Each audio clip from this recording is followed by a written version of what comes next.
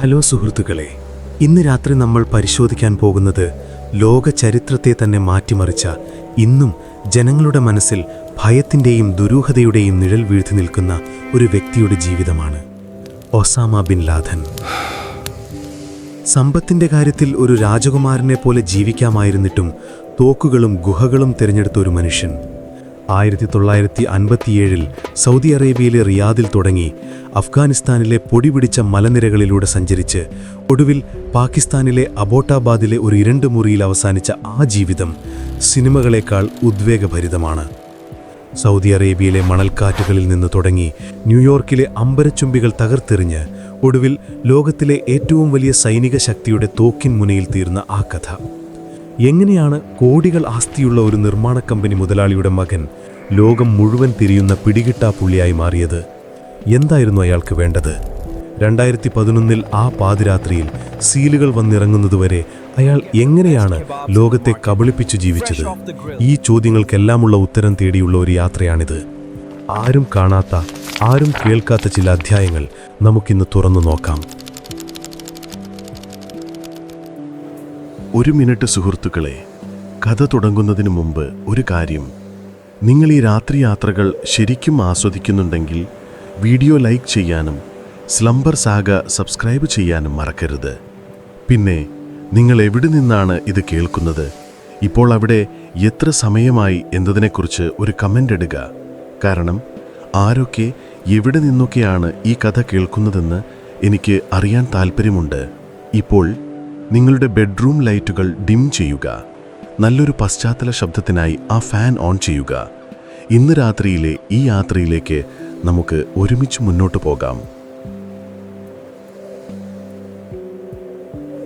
നമ്മുടെ കഥ തുടങ്ങുന്നത് 1957 ഇന്നത്തെ പോലെ അമ്പരജുംബികളായ കെട്ടിടങ്ങളോ ആഡംബര കാറുകളുടെ നീണ്ട നിരയോ ഒന്നുമില്ലാത്ത, എന്നാൽ പെട്രോളിയം നൽകിയ പണത്തിൻ്റെ തിളക്കം മെല്ലെ വീണു തുടങ്ങുന്ന സൗദി അറേബ്യയിലെ റിയാദിൽ. അവിടെയാണ് Osama bin Muhammad bin Awad bin Laden എന്ന ഒസാമ ജനിക്കുന്നത്. വെറുമൊരു കുട്ടിയായിട്ടല്ല അവൻ ജനിക്കുന്നത്, മറിച്ച് സൗദി അറേബ്യയിലെ തന്നെ ഏറ്റവും സമ്പന്നമായ രാജകുടുംബം കഴിഞ്ഞാൽ പിന്നെ അത്രയേറെ സ്വാധീനമുള്ള ബിൻ ലാദൻ കുടുംബത്തിലേക്കാണ് അവൻ്റെ വരവ്. ഒസാമയുടെ പിതാവ് മുഹമ്മദ് ബിൻ ലാദൻ ഒരു അത്ഭുത മനുഷ്യനായിരുന്നു എന്ന് തന്നെ പറയേണ്ടി വരും. യമനിലെ ഒരു ദരിദ്ര കുടുംബത്തിൽ നിന്ന് വന്ന സൗദിയിൽ കൂലിപ്പണിക്കാരനായി ജീവിതം തുടങ്ങി ഒടുവിൽ ആ രാജ്യത്തെ കെട്ടിപ്പൊക്കിയ വലിയ മുതലാളിയായി മാറിയ വ്യക്തി. സൗദി രാജാക്കന്മാർക്ക് മുഹമ്മദ് ബിൻ ലാദനെ വലിയ വിശ്വാസമായിരുന്നു. കാരണം ലളിതമാണ്. രാജാവിനൊരു കൊട്ടാരം പണിയണമെങ്കിലോ മരുഭൂമിയിലൂടെ ഒരു റോഡ് വയ്ക്കണമെങ്കിലോ മുഹമ്മദ് ബിൻ ലാദൻ വിചാരിച്ചാൽ അത് നടക്കും. അതുകൊണ്ട് തന്നെ സൗദി ബിൻ ലാദൻ ഗ്രൂപ്പ് എന്ന അവരുടെ കമ്പനി രാജ്യത്തെ നിർമ്മാണ മേഖല മുഴുവൻ കൈയടക്കി വെച്ചിരിക്കുകയായിരുന്നു. ഒസാമ ഈ വലിയ സാമ്രാജ്യത്തിലെ 50-ലധികം മക്കളിൽ ഒരാളാണ്. ഒന്ന് ആലോചിച്ചു നോക്കൂ, 50-ലധികം സഹോദരങ്ങൾ, ഒരു വലിയ സ്കൂൾ ക്ലാസ് പോലെ തിങ്ങി നിറഞ്ഞ ഒരു വീട്. അതിൽ 17ാമത്തെ മകനായാണ് ഒസാമയുടെ സ്ഥാനം. അവൻ്റെ അമ്മ ആലിയ ഗാനം സിറിയയിൽ നിന്നുള്ള ഒരു സുന്ദരിയായിരുന്നു. എന്നാൽ ഒസാമയ്ക്ക് അധികനാൾ അച്ഛൻ്റെ സ്നേഹം കിട്ടിയില്ല. അവന് വളരെ ചെറിയ പ്രായമുള്ളപ്പോൾ തന്നെ അച്ഛനും അമ്മയും വിവാഹമോചനം നേടിയിരുന്നു. അതിനുശേഷം അമ്മ വേറെ വിവാഹം കഴിച്ചെങ്കിലും ഒസാമ ആ വലിയ കുടുംബത്തിൻ്റെ തണലിൽ തന്നെയാണ് വളർന്നത്. കുട്ടിക്കാലത്ത് ഒസാമ എങ്ങനെയായിരുന്നു എന്ന് ചോദിച്ചാൽ നമ്മളിന്ന് വാർത്തകളിൽ കാണുന്ന ആ ഭീകരരൂപിയെ അവിടെ എങ്ങും കാണാൻ കഴിയില്ല. വളരെ ഒതുങ്ങിയ, അധികം സംസാരിക്കാത്ത, നാണം കുണുങ്ങിയായ ഒരു കുട്ടിയായിരുന്നു അവൻ. ആഡംബരത്തിനൊരു കുറവുമില്ല. സ്വർണ്ണക്കരയുള്ള പാത്രങ്ങളിൽ ഭക്ഷണം, വില കൂടിയ വസ്ത്രങ്ങൾ, എവിടെ പോകാനും കാറുകൾ, അങ്ങനെ ഒരു കുട്ടി ആഗ്രഹിക്കുന്നതെല്ലാം അവൻ്റെ കാൽ കീഴിലുണ്ടായിരുന്നു. പക്ഷെ അവൻ്റെ സഹോദരന്മാരിൽ പലരും പാശ്ചാത്യ സംസ്കാരത്തോട് താൽപ്പര്യം കാണിച്ച് വിദേശ രാജ്യങ്ങളിൽ പോയി അടിച്ചുപൊളിച്ച് ജീവിക്കാൻ ശ്രമിച്ചപ്പോൾ ഒസാമ റിയാദിലെ ആ വലിയ വീടിൻ്റെ ഉള്ളിൽ തന്നെ ഒതുങ്ങി ജീവിക്കാനാണ് ഇഷ്ടപ്പെട്ടത്. അവൻ്റെ പിതാവ് മുഹമ്മദ് ബിൻ ലാദന് മക്കയിലെയും മദീനയിലെയും പള്ളികളുടെ പുനരുദ്ധാരണ പ്രവർത്തനങ്ങൾ നടത്താനുള്ള കരാർ ലഭിച്ചിരുന്നു. ഇതാ കുടുംബത്തിനൊരു വലിയ മതപരമായ പരിവേഷം നൽകി. പുണ്യസ്ഥലങ്ങളുടെ കാവൽക്കാരുടെ വിശ്വസ്തരായ നിർമ്മാതാക്കൾ എന്ന പേരവർക്ക് ലഭിച്ചു. കൊച്ചു ഒസാമയുടെ മനസ്സിൽ ഇത് വലിയ സ്വാധീനം ചെലുത്തിയിട്ടുണ്ടാകണം. തൻ്റെ കുടുംബം ദൈവത്താൽ തെരഞ്ഞെടുക്കപ്പെട്ടവരാണെന്ന ഒരു ചിന്ത അവനിൽ അക്കാലം മുതൽക്കേ ഉണ്ടായിരുന്നു. എന്നാൽ 1967 ഒസാമയ്ക്ക് വെറും 10 വയസ്സുള്ളപ്പോൾ ആ വലിയ കുടുംബത്തെ പിടിച്ചുലച്ചൊരു ദുരന്തം നടന്നു. അവന്റെ പിതാവ്, ആ വലിയ സാമ്രാജ്യത്തിന്റെ ശില്പി, ഒരു വിമാന അപകടത്തിൽ കൊല്ലപ്പെട്ടു. സ്വന്തം വിമാനം ഓടിച്ചു പോകുമ്പോൾ സൗദിയിലെ മരുഭൂമിയിൽ വെച്ചായിരുന്നു ആ അപകടം. അത് ഒസാമയെ വല്ലാതെ ബാധിച്ചു. അച്ഛന്റെ മരണത്തോടെ കോടിക്കണക്കിന് ഡോളറാണ് ഒസാമയ്ക്ക് അനന്തരാവകാശമായി ലഭിച്ചത്. ഒന്ന് ചിന്തിച്ചു നോക്കൂ, 10 വയസ്സുള്ള ഒരു കുട്ടി. അവന് വേണമെങ്കിൽ ലോകം മുഴുവൻ വാങ്ങാം. പക്ഷേ അവന്റെ മനസ്സ് സഞ്ചരിച്ചത് മറ്റൊരു വഴിയിലൂടെയായിരുന്നു. അച്ഛന്റെ മരണം അവനെ കൂടുതൽ മതവിശ്വാസിയാക്കി മാറ്റി. അവന്റെ സഹോദരന്മാർ യൂറോപ്പിലും അമേരിക്കയിലും പോയി പാർട്ടികളിൽ പങ്കെടുക്കുമ്പോൾ ഒസാമ ഖുർആൻ പാരായണത്തിലും പള്ളിയിലെ പ്രാർത്ഥനകളിലും സമാധാനം കണ്ടെത്തി. റിയാദിലെ ചൂടേറിയ പകലുകളിൽ അവൻ ഏകാന്തനായിരിക്കുന്നത് പലരും ശ്രദ്ധിച്ചിരുന്നു. അവന്റെ കളിപ്പാട്ടങ്ങൾ പോലും മറ്റുള്ളവരുടേതുപോലെയായിരുന്നില്ല. മണ്ണുമാന്തി യന്ത്രങ്ങളുടെയും ക്രെയിനുകളുടെയും വലിയ മോഡലുകൾ വെച്ച് കളിക്കാനായിരുന്നു അവനിഷ്ടം. രക്തത്തിൽ അലിഞ്ഞു ചേർന്ന നിർമ്മാണ കമ്പനിയുടെ സ്വാധീനം. സ്കൂൾ പഠനകാലത്തും അവൻ അങ്ങനെ തന്നെയായിരുന്നു. പഠിക്കാൻ മിടുക്കൻ, അധ്യാപകരോട് ബഹുമാനം, പക്ഷേ ആരോടും അധികം കൂട്ടുചേരാത്ത പ്രകൃതം. ഫുട്ബോൾ കളിക്കാൻ അവന് വലിയ ഇഷ്ടമായിരുന്നു. ഉയരം കൂടിയ ശരീരപ്രകൃതി ആയിരുന്നതുകൊണ്ട് കളിക്കളത്തിൽ അവൻ എപ്പോഴും മുന്നിലുണ്ടാകും. പക്ഷെ കളി കഴിഞ്ഞാൽ പിന്നെ അവൻ്റെ ലോകം വേറെയാണ്. സിനിമ കാണാനോ പാട്ട് കേൾക്കാനോ അവൻ ഇഷ്ടപ്പെട്ടിരുന്നില്ല. അത് തെറ്റാണെന്ന ഒരു ധാരണ ചെറിയ പ്രായത്തിൽ തന്നെ അവൻ്റെ ഉള്ളിൽ വേര് പിടിച്ചിരുന്നു. കൗമാരത്തിലേക്ക് കടന്നതോടെ ഒസാമയുടെ ചിന്തകൾക്ക് കുറച്ചുകൂടി വ്യക്തത വന്നു തുടങ്ങി. ജിദ്ദയിലേക്കുള്ള മാറ്റമാണ് അവൻ്റെ ജീവിതത്തിലെ അടുത്ത വലിയ വഴിത്തിരിവ്. റിയാദിനെ അപേക്ഷിച്ച് ജിദ്ദ കുറച്ചുകൂടി തുറന്ന നഗരമായിരുന്നു. കപ്പലുകൾ വരുന്ന, പല ദേശക്കാരായ ആളുകൾ കൂടുന്ന തിരക്കേറിയ നഗരം. അവിടെ വെച്ചാണ് അവൻ പുറം ലോകം എന്താണെന്ന് ശരിക്കും കാണുന്നത്. കിങ് അബ്ദുൽ അസീസ് യൂണിവേഴ്സിറ്റിയിൽ ഉപരിപഠനത്തിന് ചേർന്ന സമയമാണത്. അവിടെ വെച്ചാണ് സാമ്പത്തിക ശാസ്ത്രവും ബിസിനസ് മാനേജ്മെൻറ്റും അവൻ പഠിക്കുന്നത്. തൻ്റെ കുടുംബ ബിസിനസ് നോക്കി നടത്തുക എന്നതായിരുന്നു ലക്ഷ്യം. എന്നാൽ ക്ലാസ് മുറികൾക്ക് പുറത്ത് അവനെ കാത്തിരുന്നത് വേറൊരു പാഠശാലയായിരുന്നു. ജിദ്ദയിലെ കിങ് അബ്ദുൽ അസീസ് യൂണിവേഴ്സിറ്റിയിലെ ഇടനാഴികളിൽ വെച്ചാണ് ഒസാമയുടെ ജീവിതം പാടെ മാറിമറിയുന്നത്. അവിടെ അവനെ കാത്തിരുന്നത് വെറും ബിസിനസ് കണക്കുകളോ ലാഭനഷ്ടങ്ങളുടെ പട്ടികയോ മാത്രമായിരുന്നില്ല. അവിടെ വച്ചാണ് അവൻ തൻ്റെ ജീവിതത്തിലെ ഏറ്റവും വലിയ വഴികാട്ടികളെ കണ്ടുമുട്ടുന്നത്. അതിൽ പ്രധാനിയായിരുന്നു പലസ്തീൻകാരനായ അബ്ദുള്ള അസ്സാം. തീപ്പൊരി ചിതറുന്ന പ്രസംഗങ്ങൾ കൊണ്ട് യുവാക്കളെ ആവേശഭരിതലാക്കാൻ കഴിവുള്ള ഒരു അധ്യാപകനായിരുന്നു അസ്സാം. ക്ലാസ് മുറികളിൽ അദ്ദേഹം പഠിപ്പിച്ചത് വെറും പാഠപുസ്തകങ്ങളല്ല, മറിച്ച് ലോകത്തെ മാറ്റിമറിക്കാൻ വിശ്വാസികൾക്ക് എന്ത് ചെയ്യാൻ കഴിയുമെന്നതായിരുന്നു. അസ്സാം പറഞ്ഞ കഥകളും ആശയങ്ങളും ഒസാമയുടെ മനസ്സിൽ ആഴത്തിൽ പതിഞ്ഞു. പാശ്ചാത്യ സംസ്കാരം ഇസ്ലാമിനെ നശിപ്പിക്കാൻ ശ്രമിക്കുകയാണെന്നും അതിനെതിരെ പോരാടേണ്ടത് ഓരോ മുസ്ലിമിൻ്റെയും കടമയാണെന്നും അസ്സാം ആവർത്തിച്ചു പറഞ്ഞു. ആഡംബരത്തിൽ മുങ്ങി ജീവിച്ചിരുന്ന ഒസാമയ്ക്ക് ഈ വാക്കുകൾ പുതിയൊരുണർവ് നൽകി. തൻ്റെ പണവും സ്വാധീനവും എന്തിനുവേണ്ടി ഉപയോഗിക്കണമെന്നതിന് അവനൊരു ഉത്തരം കിട്ടിയതുപോലെയായിരുന്നു അത്. വെറുമൊരു നിർമ്മാണ കമ്പനി മുതലാളിയായി എയർ കണ്ടീഷൻ ചെയ്ത മുറിയിലിരുന്ന് ചെക്കുകളിൽ ഒപ്പിട്ട് ജീവിതം തീർക്കാൻ അവൻ ആഗ്രഹിച്ചില്ല. ഇതിനിടയിൽ തൻ്റെ 17-ാം വയസ്സിൽ ഒസാമ വിവാഹിതനായി. സിറിയയിൽ നിന്നുള്ള തൻ്റെ ബന്ധുവായ നജ്വ ഗാനിമിനെയാണ് അവൻ ജീവിതസഖിയാക്കിയത്. അധികം വൈകാതെ തന്നെ ആ ദമ്പതികൾക്ക് കുട്ടികളുമുണ്ടായി. എന്നാൽ ഭാര്യയോടും കുട്ടികളോടുമൊപ്പം സമയം ചെലവഴിക്കുമ്പോഴും ഒസാമയുടെ മനസ്സ് അശാന്തമായിരുന്നു. അവൻ്റെ കണ്ണുകൾ എപ്പോഴും വാർത്തകളിലും ലോകസംഭവങ്ങളിലുമായിരുന്നു. തൻ്റെ ചുറ്റുമുള്ള ആഡംബര ജീവിതം അവനെ ശ്വാസം മുട്ടിക്കുന്നത് പോലെ തോന്നി. അങ്ങനെയിരിക്കെയാണ് 1979 എന്ന വർഷം കടന്നുവരുന്നത്. ആധുനിക ചരിത്രത്തിലെ തന്നെ ഏറ്റവും സംഭവബഹുലമായ വർഷങ്ങളിലൊന്ന്. ഇറാനിൽ ഇസ്ലാമിക വിപ്ലവം നടക്കുന്നു. മക്കയിലെ പള്ളിയിൽ സായുധരായ വിമതർ കടന്നു കയറുന്നു. സൗദി അറേബ്യ ഞെട്ടിത്തെറിച്ച നാളുകൾ. എന്നാൽ ഒസാമയുടെ ശ്രദ്ധ പതിഞ്ഞത് ഇതിലൊന്നുമല്ലായിരുന്നു. ദൂരെ മഞ്ഞുപുതച്ച മലനിരകളുള്ള അഫ്ഗാനിസ്ഥാനിൽ സോവിയറ്റ് യൂണിയൻ്റെ ടാങ്കുകൾ ഇരച്ചുകയറിയ വാർത്തയാണ് അവനെ പിടിച്ചുലച്ചത്. ഒരു വശത്ത് ലോകത്തിലെ ഏറ്റവും വലിയ കമ്മ്യൂണിസ്റ്റ് ശക്തിയായ സോവിയറ്റ് യൂണിയൻ, മറുവശത്ത് വിശ്വാസത്തെ മാത്രം മുറുകെ പിടിച്ചു പോരാടുന്ന പാവപ്പെട്ട അഫ്ഗാൻ ഗ്രാമീണർ. അബ്ദുള്ള അസ്സാം തൻ്റെ ശിഷ്യന്മാരോട് പറഞ്ഞു, നോക്കൂ, ഒരു മുസ്ലിം രാജ്യം ആക്രമിക്കപ്പെട്ടിരിക്കുന്നു. അതിനെ സംരക്ഷിക്കേണ്ടത് നമ്മുടെ ഓരോരുത്തരുടെയും ബാധ്യതയാണ്. ആ വാക്കുകൾ ഒസാമയ്ക്ക് ഒരു ആഹ്വാനമായിരുന്നു. തൻ്റെ പൂർവികർ മരുഭൂമിയിൽ പടുത്തുയർത്തിയ സാമ്രാജ്യത്തിൽ സുരക്ഷിതനായിരിക്കാൻ അവന് തോന്നിയില്ല. അവനവിടെ ഇരിക്കാൻ കഴിയില്ലായിരുന്നു. തൻ്റെ കയ്യിലുള്ള പണം, കുടുംബത്തിൻ്റെ സ്വാധീനം, തൻ്റെ യുവത്വം, ഇതെല്ലാം അഫ്ഗാനിസ്ഥാനിലെ ആ പോരാളികൾക്ക് വേണ്ടി സമർപ്പിക്കാൻ അവൻ തീരുമാനിച്ചു. സൗദി രാജകുടുംബത്തിനും ഈ കാര്യത്തിൽ എതിർപ്പുണ്ടായിരുന്നില്ല. കമ്മ്യൂണിസത്തെ തകർക്കാൻ ആരെങ്കിലും മുന്നോട്ട് വരുന്നത് അവർക്കും ഇഷ്ടമുള്ള കാര്യമായിരുന്നു. അങ്ങനെ ജിദ്ദയിലെ സുഖസൗകര്യങ്ങൾ ഉപേക്ഷിച്ച് തൻ്റെ ജീവിതത്തിലെ ഏറ്റവും വലിയ സാഹസികതയിലേക്ക് എടുത്തുചാടാൻ ഒസാമ തയ്യാറെടുത്തു. അവൻ്റെ ബാഗിൽ നിറയെ പണവും മനസ്സിൽ നിറയെ തീവ്രമായ വിശ്വാസവുമായിരുന്നു. ആ യാത്ര അവനെ എവിടെ കൊണ്ടെത്തിക്കുമെന്ന് അന്ന് ആരും, എന്നിന് ഒസാമ പോലും ചിന്തിച്ചിട്ടുണ്ടാകില്ല. ചരിത്രം അവിടെ ഒരു പുതിയ അധ്യായം കുറിക്കാൻ തുടങ്ങുകയായിരുന്നു.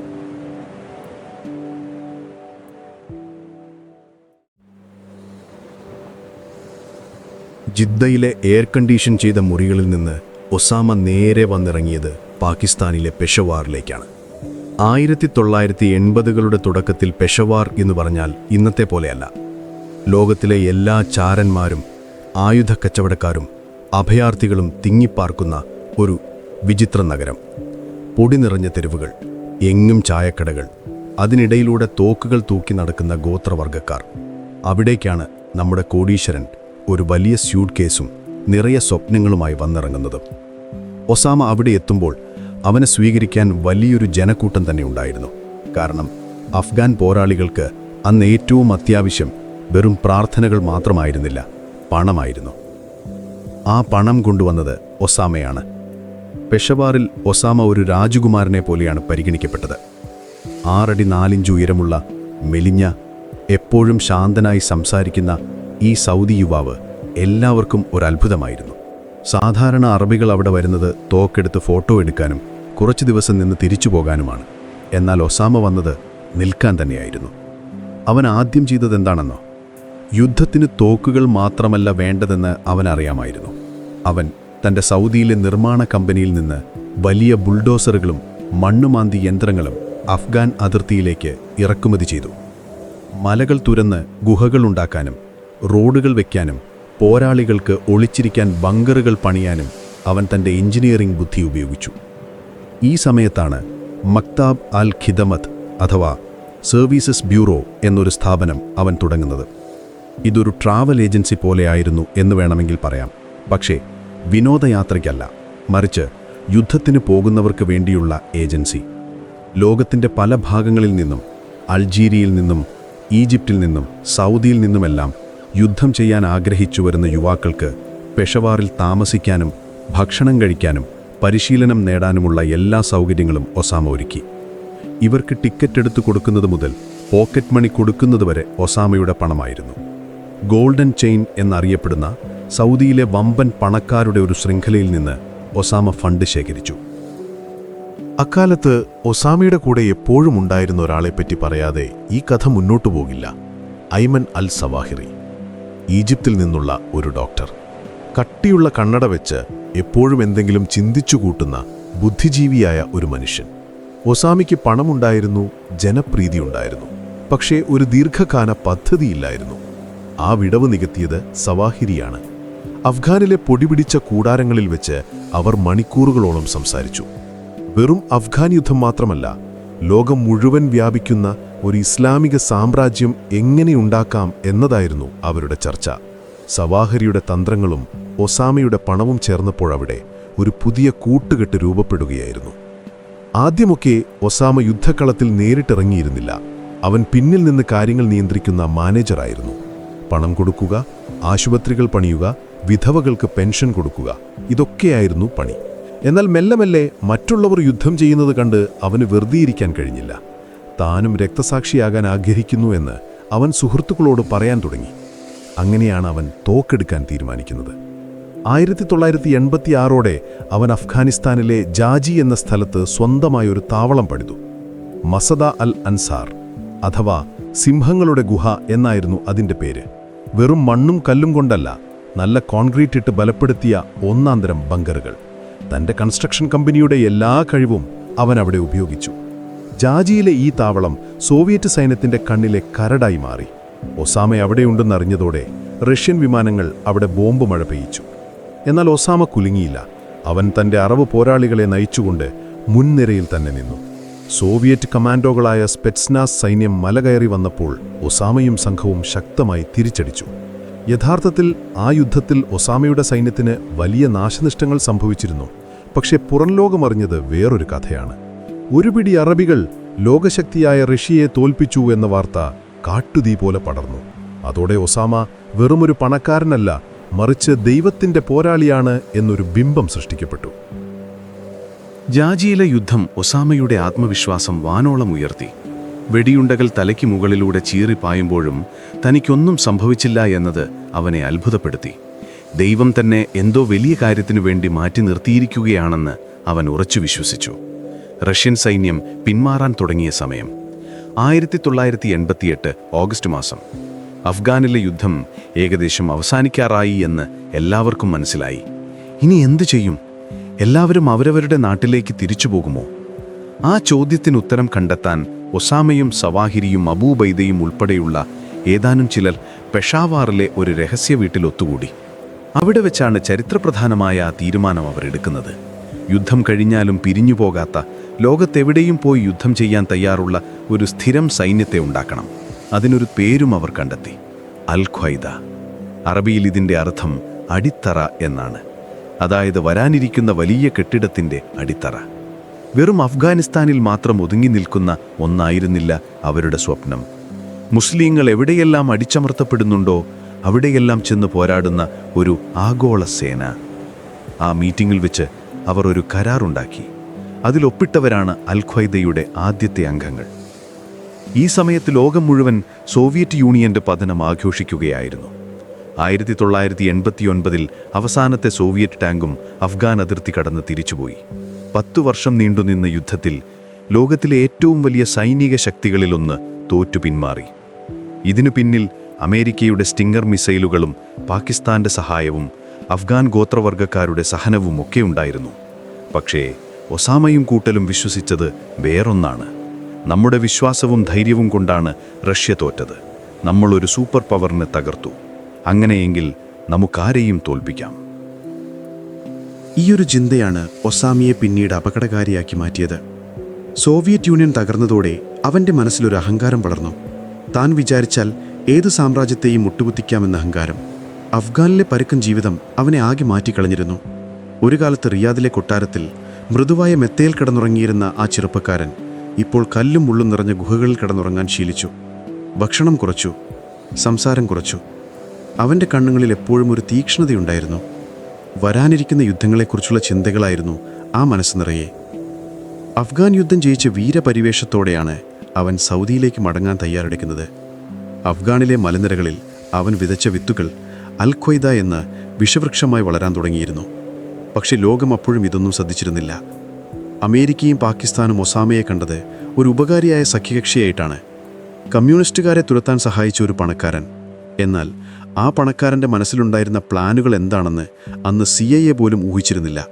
തൻ്റെ ബാഗിൽ നിറയെ യുദ്ധക്കളത്തിലെ അനുഭവങ്ങളും അൽ ഖ്വയ്ദ എന്ന പുതിയ സംഘടനയുടെ ബ്ലൂ പ്രിൻറ്റും റഷ്യയെ തോൽപ്പിച്ചതിൻ്റെ ആത്മവിശ്വാസവുമായാണ് ഒസാമ വിമാനം കയറുന്നത്. പക്ഷെ നാട്ടിൽ അവനെ കാത്തിരുന്നത് അവൻ പ്രതീക്ഷിച്ച സ്വീകരണമായിരുന്നില്ല. ലോകം മാറിക്കൊണ്ടിരിക്കുകയായിരുന്നു, ഒപ്പം ഒസാമയുടെ വിധിയും. അഫ്ഗാൻ അധ്യായം ഇവിടെ അവസാനിക്കുന്നു. പക്ഷേ യഥാർത്ഥ കഥ തുടങ്ങാൻ പോകുന്നതേയുള്ളൂ. ഒരു സൂപ്പർ പവറിനെ വീഴ്ത്തി എന്ന അഹങ്കാരവുമായി നിൽക്കുന്ന ഒസാമയ്ക്ക് മുന്നിലേക്ക് അടുത്ത സൂപ്പർ പവർ കടന്നുവരാൻ അധികം താമസമില്ലായിരുന്നു.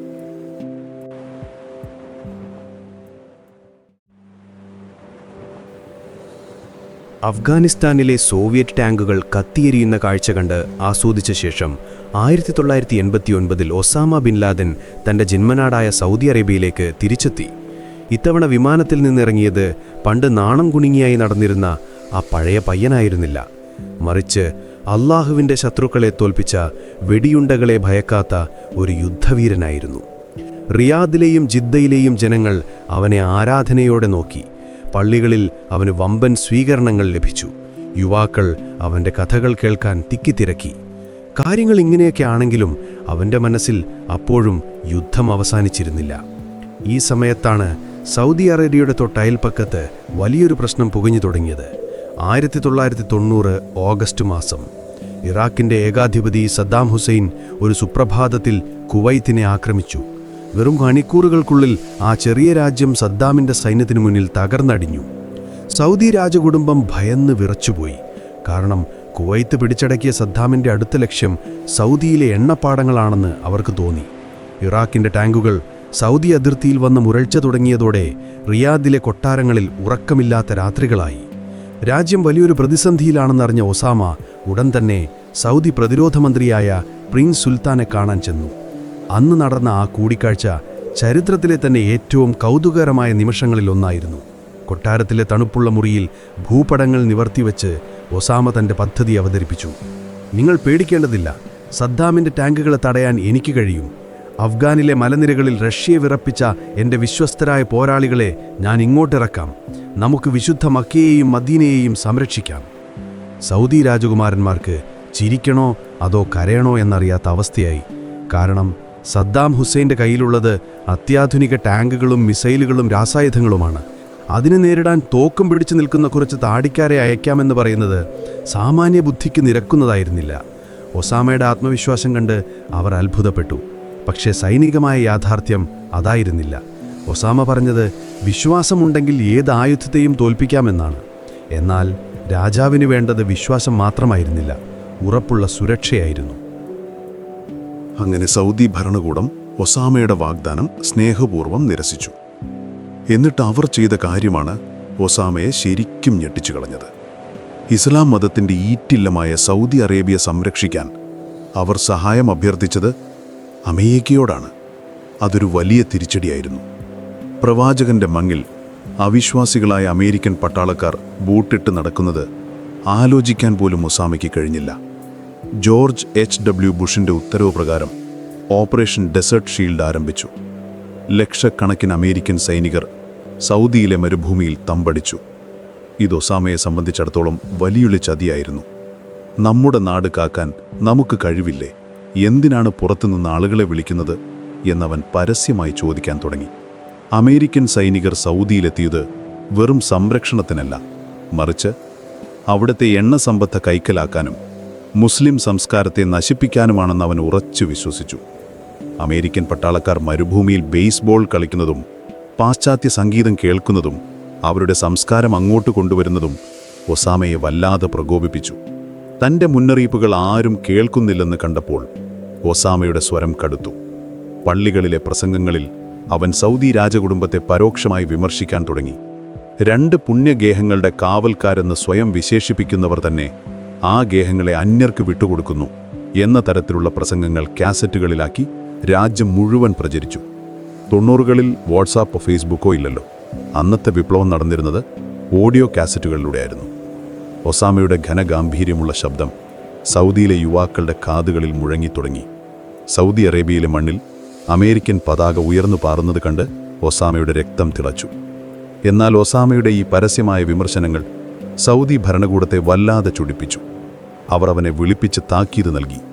വായടക്കിയിരുന്നില്ലെങ്കിൽ വലിയ വില കൊടുക്കേണ്ടി വരും എന്നതായിരുന്നു സന്ദേശം. ബിൻ ലാദൻ കുടുംബത്തിനും ഇത് വലിയ നാണക്കേടുണ്ടാക്കി. കാരണം അവരുടെ ബിസിനസ് സാമ്രാജ്യം മുഴുവൻ നിൽക്കുന്നത് രാജകുടുംബത്തിൻ്റെ കരാറുകളിലാണ്. സ്വന്തം സഹോദരന്മാർ പോലും ഒസാമയോട് മിണ്ടാതിരിക്കാൻ ആവശ്യപ്പെട്ടു. പക്ഷേ ഒരു കാര്യത്തിൽ തീരുമാനമെടുത്താൽ പിന്നെ ഒസാമ പിന്നോട്ടു പോകില്ലെന്ന് നമുക്കറിയാമല്ലോ. അധികാരികൾ ഒസാമയെ ജിദ്ദയിൽ വീട്ടുതടങ്കലിലാക്കി. അവൻ്റെ പാസ്പോർട്ട് പിടിച്ചുവെച്ചു. പുറം ലോകവുമായി ബന്ധപ്പെടാൻ അവനെ അനുവദിച്ചില്ല. ആ വലിയ വീടിനുള്ളിൽ ഒസാമ വീർപ്പുമുട്ടി. അഫ്ഗാനിലെ മലകളിൽ ഓടി നടന്ന സിംഹത്തെ കൂട്ടിലടച്ച അവസ്ഥ. എന്നാൽ തടവിലാക്കപ്പെട്ടപ്പോഴും അവൻ്റെ തലച്ചോറ് പ്രവർത്തിക്കുന്നുണ്ടായിരുന്നു. സൗദിയിൽ ഇനി തനിക്ക് ഭാവിയില്ലെന്ന് അവന് മനസ്സിലായി. ഇവിടെ നിന്നാൽ ജയിലിലാകും, അല്ലെങ്കിൽ കൊല്ലപ്പെടും.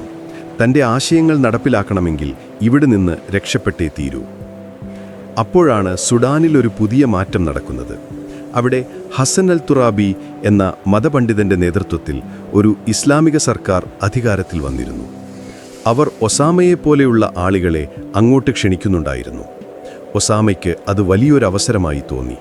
പക്ഷേ പാസ്പോർട്ടില്ലാതെ എങ്ങനെ പോകും? അവിടെയാണ് ഒസാമ തൻ്റെ ബുദ്ധി ഉപയോഗിച്ചത്. സൗദി രാജകുടുംബത്തിലെ ചില ഉന്നതരുമായി അവൻ അപ്പോഴും നല്ല ബന്ധമുണ്ടായിരുന്നു. തനിക്ക് പാകിസ്ഥാനിൽ കുറച്ച് ബിസിനസ് കാര്യങ്ങൾ തീർക്കാനുണ്ടെന്നും അത് കഴിഞ്ഞ് ഉടനെ മടങ്ങിവരാമെന്നും അവൻ കള്ളം പറഞ്ഞു. ഒടുവിൽ അവൻ്റെ കുടുംബത്തിൻ്റെ സ്വാധീനം കാരണം അധികൃതർ പാസ്പോർട്ട് തിരികെ നൽകി. പാസ്പോർട്ട് കിട്ടിയ പാടെ 1991 ഒസാമ സൗദി അറേബ്യ വിട്ടു. അവൻ പറഞ്ഞതുപോലെ പാകിസ്ഥാനിലേക്കല്ല പോയത്, നേരെ സുഡാനിലെ ഖാർത്തൂമിലേക്കാണ് വിമാനം കയറിയത്. അതൊരു സാധാരണ യാത്രയായിരുന്നില്ല. താൻ ജനിച്ചു വളർന്ന നാടിനോടും തൻ്റെ കുടുംബത്തോടും തൻ്റെ പൗരത്വത്തോടും എന്നേക്കുമായി വിട പറയുകയായിരുന്നു അവൻ. കയ്യിൽ കിട്ടാവുന്നത്ര പണവും വിശ്വസ്തരായ കുറച്ച് അനുയായികളെയും കൂട്ടിയാണ് അവൻ പോയത്. സുഡാനിലെത്തിയ ഒസാമയെ അവിടുത്തെ സർക്കാർ ഇരുകൈയും നീട്ടി സ്വീകരിച്ചു. കാരണം ഒസാമ വെറുമൊരു അഭയാർത്ഥിയല്ല, നടന്നു നീങ്ങുന്ന ഒരു ATM മെഷീനായിരുന്നു. സുഡാൻ അന്ന് കടുത്ത ദാരിദ്ര്യത്തിലായിരുന്നു. ഒസാമ അവിടെ ചെന്ന ഉടനെ പണമിറക്കാൻ തുടങ്ങി. ഖാർത്തൂമിൽ അവൻ വലിയൊരു വില്ല വാങ്ങി താമസമാക്കി. അവിടെ അവൻ വീണ്ടും പഴയ വേഷമണിഞ്ഞു, ബിസിനസ്സുകാരൻ്റെ വേഷം. പക്ഷേ ഇത്തവണ ലക്ഷ്യം ലാഭമുണ്ടാക്കലായിരുന്നില്ല, മറിച്ച് അൽഖ്വയ്ദയെ വളർത്താനുള്ള പണം കണ്ടെത്തലായിരുന്നു. സൗദിയിൽ നിന്ന് പുറത്തായതോടെ ഒസാമ കൂടുതൽ അപകടകാരിയായി മാറി. ഇനി ആരെയും പേടിക്കാനില്ല. തൻ്റെ മാതൃരാജ്യം തന്നെ പുറത്താക്കി, തൻ്റെ പൗരത്വം റദ്ദാക്കി, കുടുംബം തന്നെ തള്ളിപ്പറഞ്ഞു. ഇതിനൊക്കെ കാരണക്കാർ അമേരിക്കയാണെന്ന് അവൻ ഉറപ്പിച്ചു. സുഡാനിലെ ചൂടേറിയ പകലുകളിൽ അവൻ തൻ്റെ അടുത്ത നീക്കങ്ങൾ ആലോചിച്ചു. ലോകത്തിലെ ഏറ്റവും വലിയ സാമ്രാജ്യത്തോട് ഒറ്റയ്ക്ക് പോരാടാൻ ഇറങ്ങിത്തിരിച്ച ഒരു മനുഷ്യൻ്റെ ഏകാന്തതയും വാശിയും അവനിൽ നിറഞ്ഞു നിന്നു. ഇനി അവൻ്റെ മുന്നിൽ അതിർത്തികളില്ല, നിയമങ്ങളില്ല. ഉള്ളതൊരൊറ്റ ലക്ഷ്യം മാത്രം: അമേരിക്കയെ തകർക്കുക. അതിലേക്കുള്ള യാത്രയുടെ ആദ്യ ചുവടുകൾ സുഡാനിലെ മണ്ണിൽ അവൻ വയ്ക്കാൻ തുടങ്ങുകയായിരുന്നു.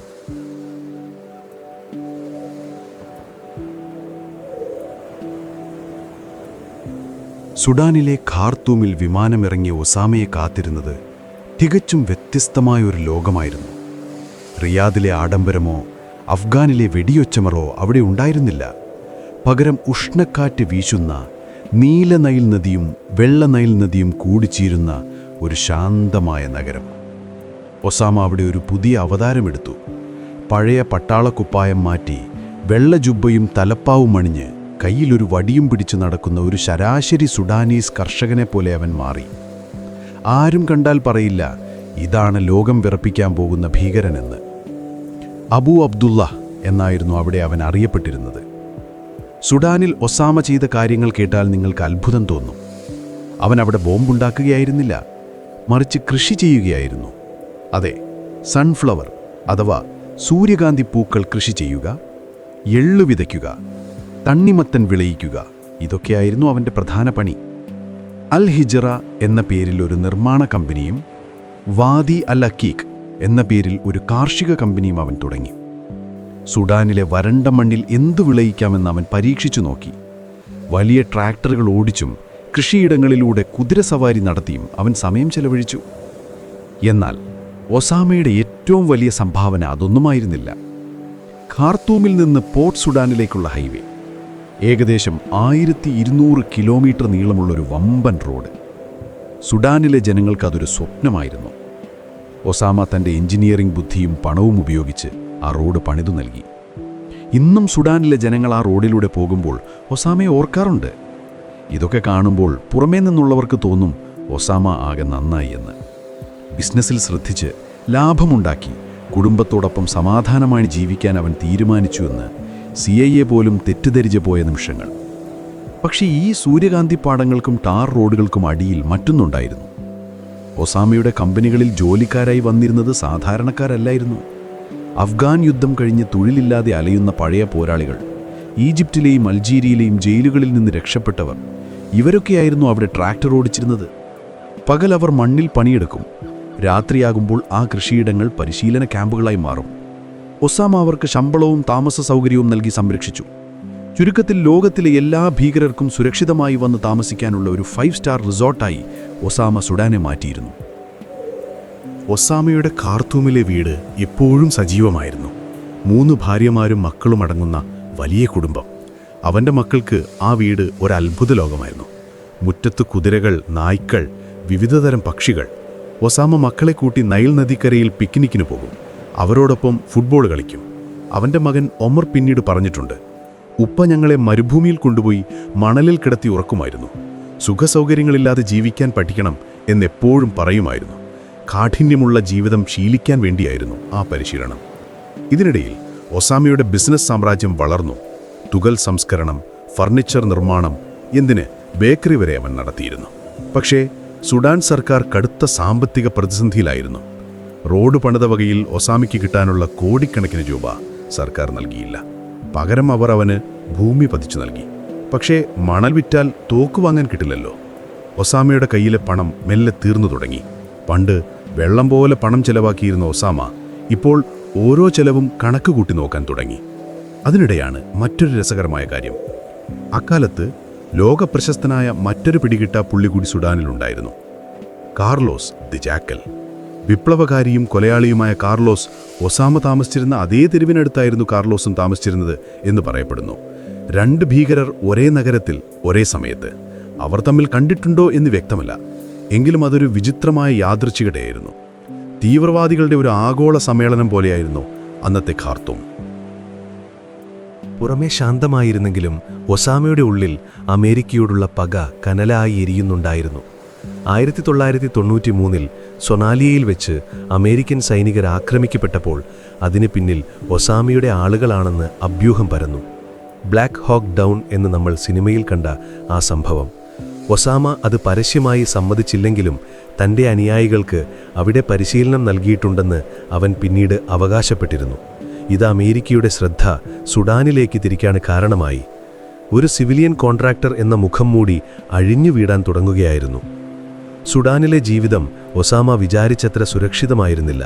ശത്രുക്കൾ അവനെ തേടി പിടിക്കാൻ തുടങ്ങിയിരുന്നു. 1994 റിയാദിലെ ഒരു പള്ളിയിൽ വെച്ച് ഒസാമയുടെ ജീവന് ഭീഷണിയുണ്ടായി. ഇതിനൊക്കെ പുറമെ അവൻ്റെ സ്വന്തം വീട്ടിൽ വെച്ചും ഒരു വധശ്രമം നടന്നു. തക്ഫീരികൾ എന്ന് വിളിക്കുന്ന ഒരു വിഭാഗം തീവ്രവാദികൾ ഒസാമ മതിയായ ഇസ്ലാമിക ചിട്ടകൾ പാലിക്കുന്നില്ലെന്ന് ആരോപിച്ച് അവൻ്റെ ഗസ്റ്റ് ഹൗസ് ആക്രമിച്ചു.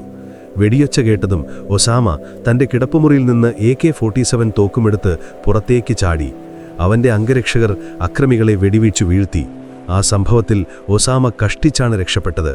സ്വന്തം അനുയായികളിൽ നിന്ന് പോലും ഭീഷണിയുണ്ടെന്ന് അവൻ തിരിച്ചറിഞ്ഞ നിമിഷമായിരുന്നു അത്. ഈ സമയത്താണ് ഒസാമയ്ക്ക് ഏറ്റവും വലിയ തിരിച്ചടി ലഭിക്കുന്നത്.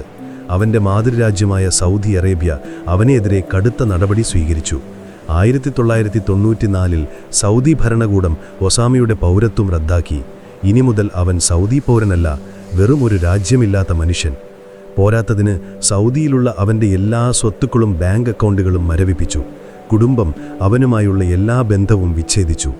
ശതകോടീശ്വരനായിരുന്ന ഒസാമ പെട്ടെന്ന് ദരിദ്രനായി മാറി. പണം വരാനുള്ള വഴികളെല്ലാം അടഞ്ഞു. പണം പോയത് ഒസാമയ്ക്ക് സഹിക്കാമായിരുന്നു. പക്ഷേ പൗരത്വം പോയത് അവനെ വല്ലാതെ വേദനിപ്പിച്ചു. ഞാനൊരു കല്ലിനെ പോലെയാണ്, എനിക്ക് വേരുകളില്ല എന്ന് അവനൊരു സുഹൃത്തിനോട് പറഞ്ഞത് വലിയ സങ്കടത്തോടെയാണ്. പണമില്ലാതെ അൽ-ഖ്വയ്ദയെ എങ്ങനെ മുന്നോട്ട് കൊണ്ടുപോകും എന്ന ചിന്ത അവനെ അലട്ടി. ഗസ്റ്റ് ഹൗസിലെ 100 കണക്കിന് അനുയായികൾക്ക് ഭക്ഷണം കൊടുക്കാൻ പോലും അവൻ ബുദ്ധിമുട്ടി.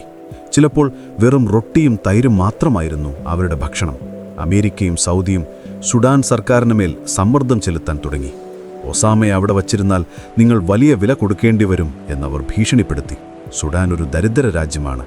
അമേരിക്കയുടെ ഉപരോധം താങ്ങാനുള്ള ശേഷി അവർക്കില്ല.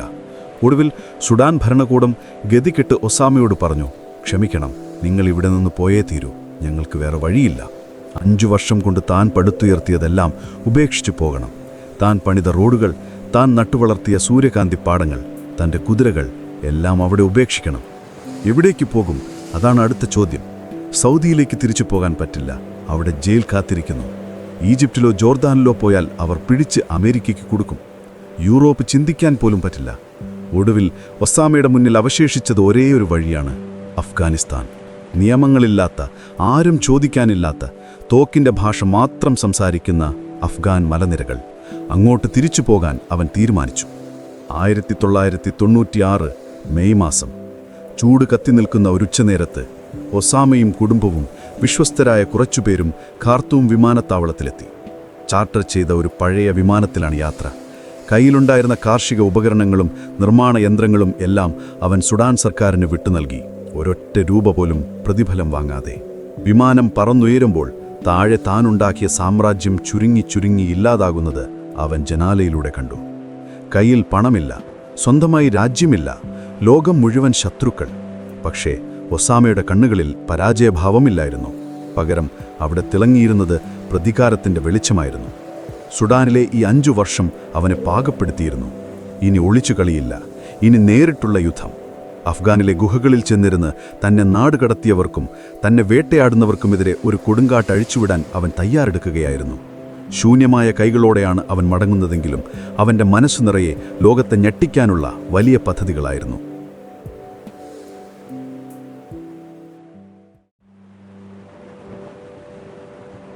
ആയിരത്തി 1996 സുഡാനിലെ ചൂടിൽ നിന്ന് ഒസാമ വിമാനമിറങ്ങിയത് അഫ്ഗാനിസ്ഥാനിലെ ജലാലാബാദിലാണ്. പണ്ട് സോവിയറ്റ് യൂണിയനെതിരെ യുദ്ധം ചെയ്യാൻ വന്നപ്പോൾ കണ്ട ആവേശഭരിതമായ അഫ്ഗാനിസ്ഥാൻ ആയിരുന്നില്ല അപ്പോൾ അവിടെ ഉണ്ടായിരുന്നത്. ആകെ അരാജകത്വം. പല ഗോത്രത്തലവന്മാരും സ്ഥലത്തിനു വേണ്ടി തമ്മിലടിക്കുന്നു.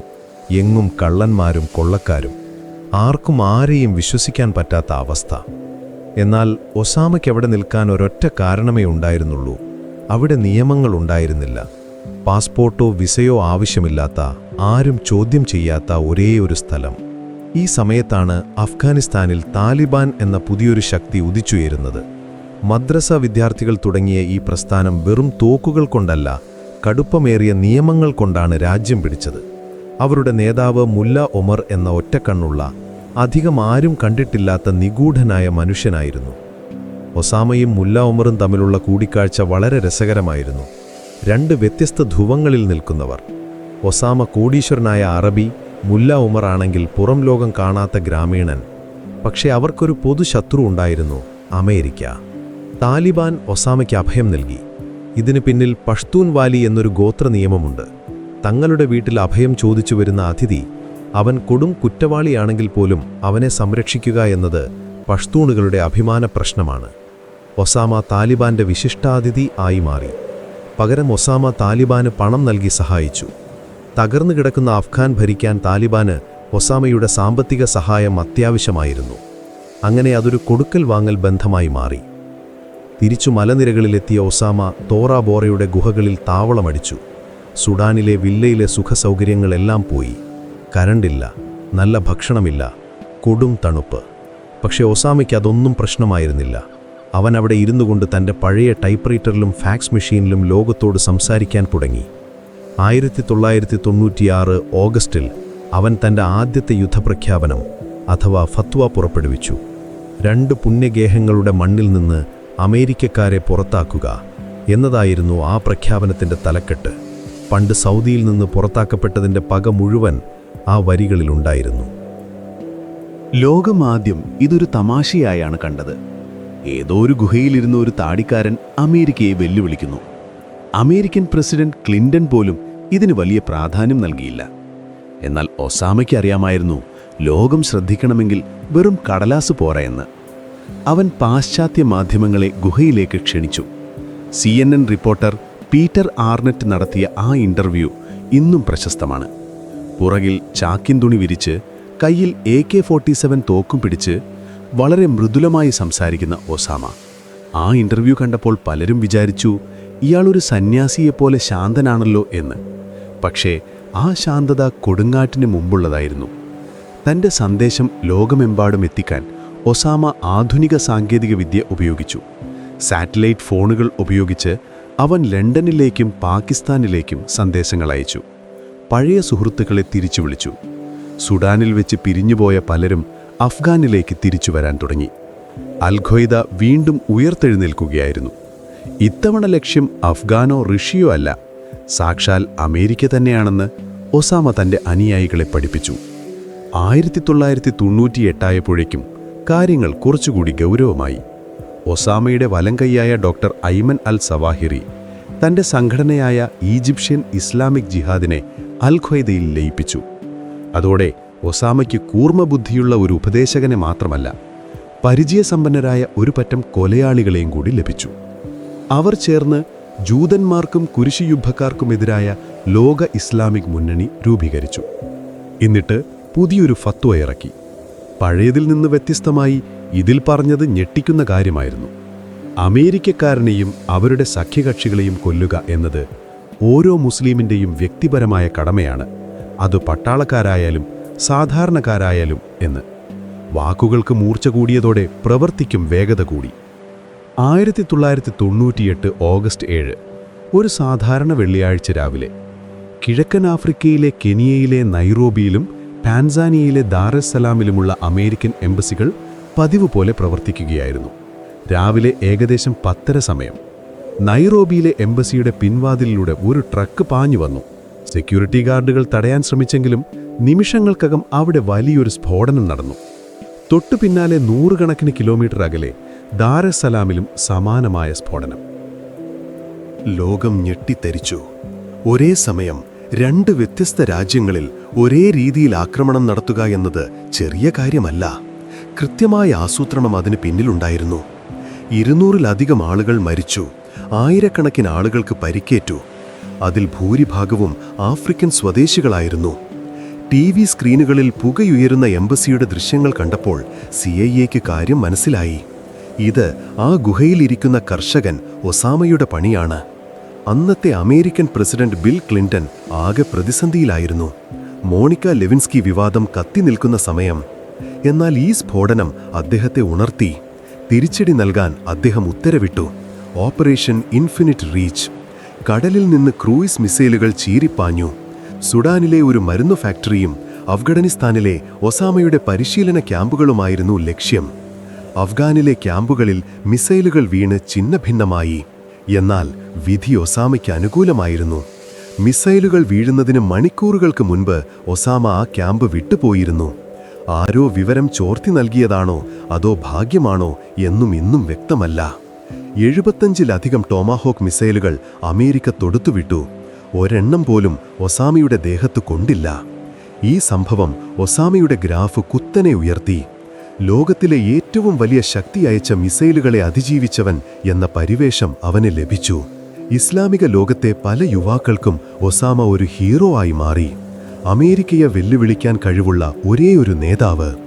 ഈ ആക്രമണത്തോടെ ഒസാമ ബിൻ ലാദൻ എന്ന പേര് FBI-യുടെ മോസ്റ്റ് വാണ്ടഡ് പട്ടികയിലെ ആദ്യ 10 പേരിൽ ഒരാളായി. അവന്റെ തലയ്ക്ക് $5 മില്യൺ വിലയിട്ടു. പക്ഷേ തോറാബോറയിലെ ഇരുട്ടിലിരുന്ന് ഒസാമ ചിരിക്കുകയായിരുന്നു. അമേരിക്ക തന്നെ വേട്ടയാടാൻ വരുന്നത് അവൻ ആഗ്രഹിച്ച കാര്യമായിരുന്നു. കാരണം അവർ തന്റെ ഗുഹയിലേക്ക് വന്നാൽ റഷ്യയ്ക്ക് പറ്റിയ അതേ അബദ്ധം അമേരിക്കയ്ക്കും പറ്റുമെന്ന് അവൻ കണക്കുകൂട്ടി. വലിയൊരു കെണി അവൻ ഒരുക്കുകയായിരുന്നു. അതിലേക്കുള്ള ഇരകൾ വരാൻ തുടങ്ങിയിട്ടേയുണ്ടായിരുന്നുള്ളൂ.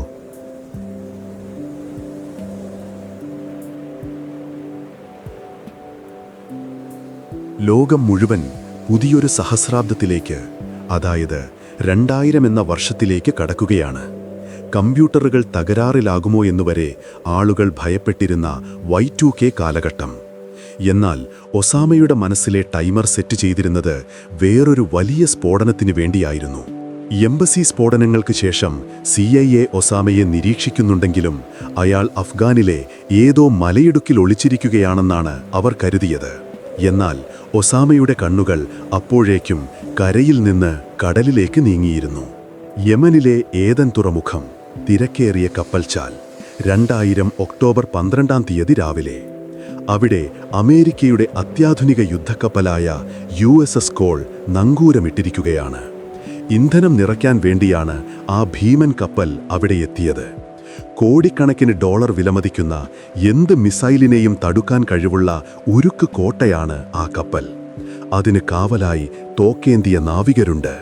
ആരും അടുക്കാൻ പോലും ഭയക്കുന്ന ഗാംഭീര്യം.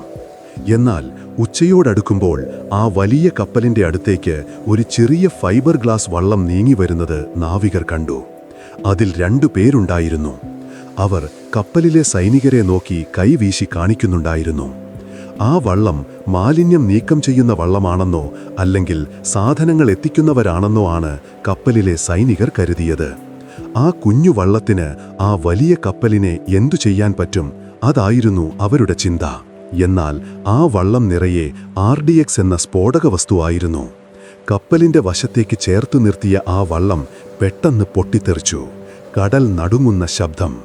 USS കോളിന്റെ വശത്ത് 40 അടി വലിപ്പമുള്ള ഒരു വലിയ ഓട്ട തന്നെയുണ്ടായി. കപ്പലിന്റെ മെസ്സിൽ ഭക്ഷണം കഴിച്ചുകൊണ്ടിരുന്ന 17 അമേരിക്കൻ നാവികർ തൽക്ഷണം കൊല്ലപ്പെട്ടു. 39 പേർക്ക് പരിക്കേറ്റു. വെള്ളം കുത്തിയൊലിച്ച് കപ്പലിനുള്ളിലേക്ക് കയറി. ലോകത്തിലെ ഏറ്റവും വലിയ നാവികസേനയുടെ അഭിമാനം യമനിലെ കടലിൽ മുങ്ങാൻ തുടങ്ങി. ഒരു ചെറിയ വള്ളം ഉപയോഗിച്ച് ഒരു യുദ്ധക്കപ്പലിനെ തകർക്കാമെന്ന് ഒസാമ തെളിയിച്ചു. അഫ്ഗാനിസ്ഥാനിലെ ഒളിസങ്കേതത്തിലിരുന്ന് ഈ വാർത്ത കേട്ട ഒസാമ ആവേശഭരിതനായി. കണ്ടോ, അമേരിക്ക വെറുമൊരു കടലാസു പുലിയാണ്. വലിയ വലിപ്പമൊക്കെ ഉണ്ടെന്നേയുള്ളൂ. ഒരു ചെറിയ തീപ്പെട്ടി കൊള്ളി മതി അതിനെ കത്തിക്കാൻ എന്നവൻ അനുയായികളോട് പറഞ്ഞു. ഇതിനെക്കുറിച്ച് അവനൊരു കവിത പോലും എഴുതി. തൻ്റെ മകൻ്റെ കല്യാണത്തിന് ഈ കവിത ചൊല്ലി അവൻ ആനന്ദ നൃത്തം ചവിട്ടി.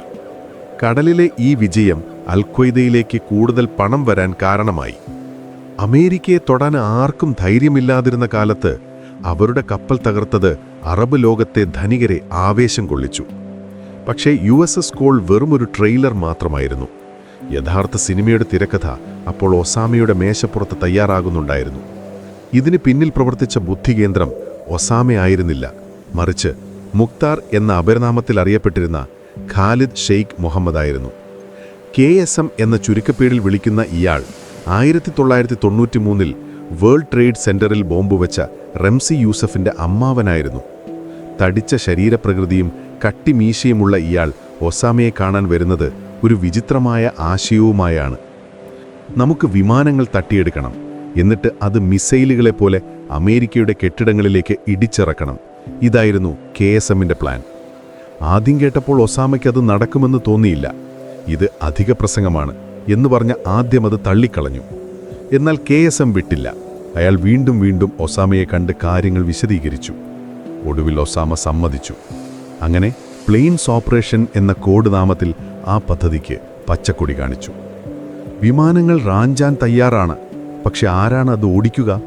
അഫ്ഗാനിസ്ഥാനിലെ ഗോത്രവർഗക്കാരായ പോരാളികളെ കൊണ്ട് അത് നടക്കില്ലെന്ന് ഒസാമയ്ക്ക് അറിയാമായിരുന്നു. അവർക്ക് ഇംഗ്ലീഷ് അറിയില്ല, പാശ്ചാത്യ രീതിയിൽ ജീവിക്കാൻ അറിയില്ല.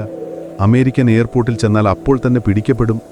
ഈ ദൗത്യത്തിന് വേണ്ടത് വിദ്യാഭ്യാസ സമ്പന്നരായ, ഇംഗ്ലീഷ് സംസാരിക്കുന്ന, പാശ്ചാത്യ വേഷം ധരിക്കുന്ന ആളുകളെയാണ്. ആ അന്വേഷണം ചെന്നെത്തിയത് ജർമ്മനിയിലെ ഹാംബർഗിലാണ്. ഹാംബർഗിലെ മാരിയൻസ്ട്രാസ് 54 എന്ന വിലാസത്തിൽ ഒരു അപ്പാർട്ട്മെന്റ് ഉണ്ടായിരുന്നു. അവിടെ താമസിച്ചിരുന്നത് അറബ് നാട്ടിൽ നിന്ന് പഠിക്കാൻ വന്ന കുറച്ച് വിദ്യാർത്ഥികളാണ്. മുഹമ്മദ് അത്ത, മർവാൻ അൽ ഷെഹി, സിയാദ് ജാറ എന്നിവർ. ഇവർ സാധാരണ തീവ്രവാദികളെപ്പോലെ ആയിരുന്നില്ല. നല്ല വസ്ത്രം ധരിക്കുന്ന, യൂണിവേഴ്സിറ്റിയിൽ പോകുന്ന, കാമുകിമാരുള്ള യുവാക്കൾ. പക്ഷേ അവരുടെ ഉള്ളിൽ പാശ്ചാത്യ ലോകത്തോടുള്ള കടുത്ത വെറുപ്പ് പുകയുന്നുണ്ടായിരുന്നു. വെള്ളിയാഴ്ചകളിൽ അവർ ഒത്തുകൂടി അമേരിക്കയ്ക്കും ജൂതന്മാർക്കുമെതിരെ ചർച്ചകൾ നടത്തും. ഇവരാദ്യം വിചാരിച്ചത് ചെച്നിയയിൽ പോയി റഷ്യക്കാർക്കെതിരെ യുദ്ധം ചെയ്യാനാണ്. അങ്ങനെ അവർ അഫ്ഗാനിസ്ഥാനിലേക്ക് വണ്ടി കയറി. ട്രെയിനിലും ബസ്സിലുമായി അവർ കാന്തഹാർ എത്തിയപ്പോൾ ഒസാമയുടെ അനുയായികൾക്ക് മനസ്സിലായി ഇവരാണ് തങ്ങൾ അന്വേഷിക്കുന്ന പ്രത്യേക ആളുകളെന്ന്. ഒസാമ അവരെ നേരിട്ട് കാണാൻ വിളിപ്പിച്ചു. നിങ്ങൾക്ക് ചെയ്യാൻ ഇതിലും വലിയൊരു കാര്യമുണ്ട്. നിങ്ങൾ തിരിച്ചുപോയി വിമാനം പറത്താൻ പഠിക്കണം എന്ന് ഒസാമ അവരോട് പറഞ്ഞു. മുഹമ്മദ് അത്തയായിരുന്നു ആ സംഘത്തിന്റെ തലവൻ. ഈജിപ്തുകാരനായ ഇയാൾക്ക് മുഖത്തെപ്പോഴും ഒരു ഗൗരവഭാവമായിരുന്നു. ഒരിക്കലും ചിരിക്കാത്ത മനുഷ്യൻ.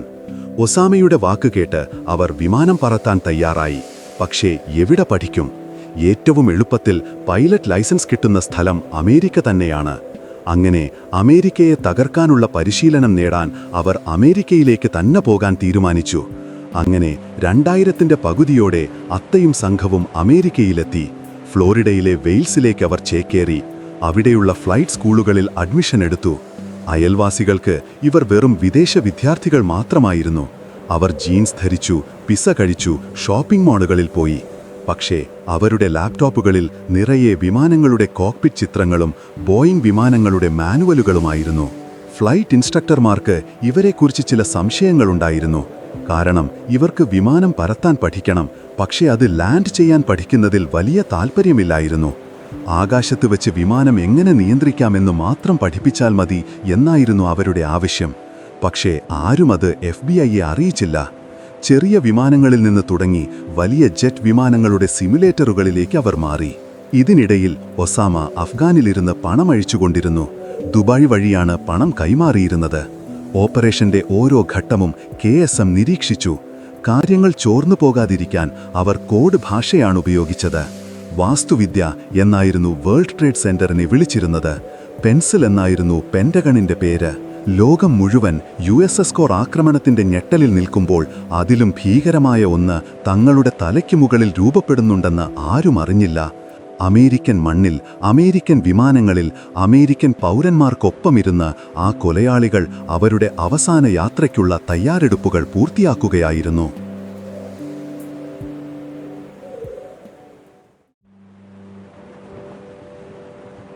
2001 സെപ്റ്റംബർ 11 ന്യൂയോർക്ക് നഗരത്തിൽ അന്ന് പതിവില്ലാത്ത വിധം തെളിഞ്ഞ നീല നിറമുള്ള ആകാശമായിരുന്നു.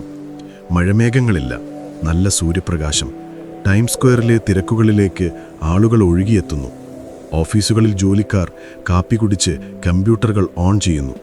ലോകം മുഴുവൻ അന്ന് പതിവ് പോലെ ഉണർന്നെങ്കിലും ആ ദിവസം അവസാനിക്കാൻ പോകുന്നത് ചരിത്രത്തിലെ ഏറ്റവും ഇരുണ്ട ഏടുകളിലൊന്നായിട്ടായിരിക്കുമെന്ന് ആരും കരുതിയിരുന്നില്ല. ബോസ്റ്റണിലെ ലോഗൻ എയർപോർട്ടിൽ മുഹമ്മദ് അത്തയും സംഘവും സുരക്ഷാ പരിശോധനകൾ കഴിഞ്ഞ് വിമാനത്തിൽ കയറുമ്പോൾ അവരുടെ മുഖത്ത് ഒരു ഭാവവ്യത്യാസവും ഉണ്ടായിരുന്നില്ല. ബിസിനസ് ക്ലാസ് ടിക്കറ്റുകളുമായി കയ്യിൽ ചെറിയ കട്ടറുകൾ ഒളിപ്പിച്ചു പിടിച്ച് അവർ സീറ്റുകളിലിരുന്നു.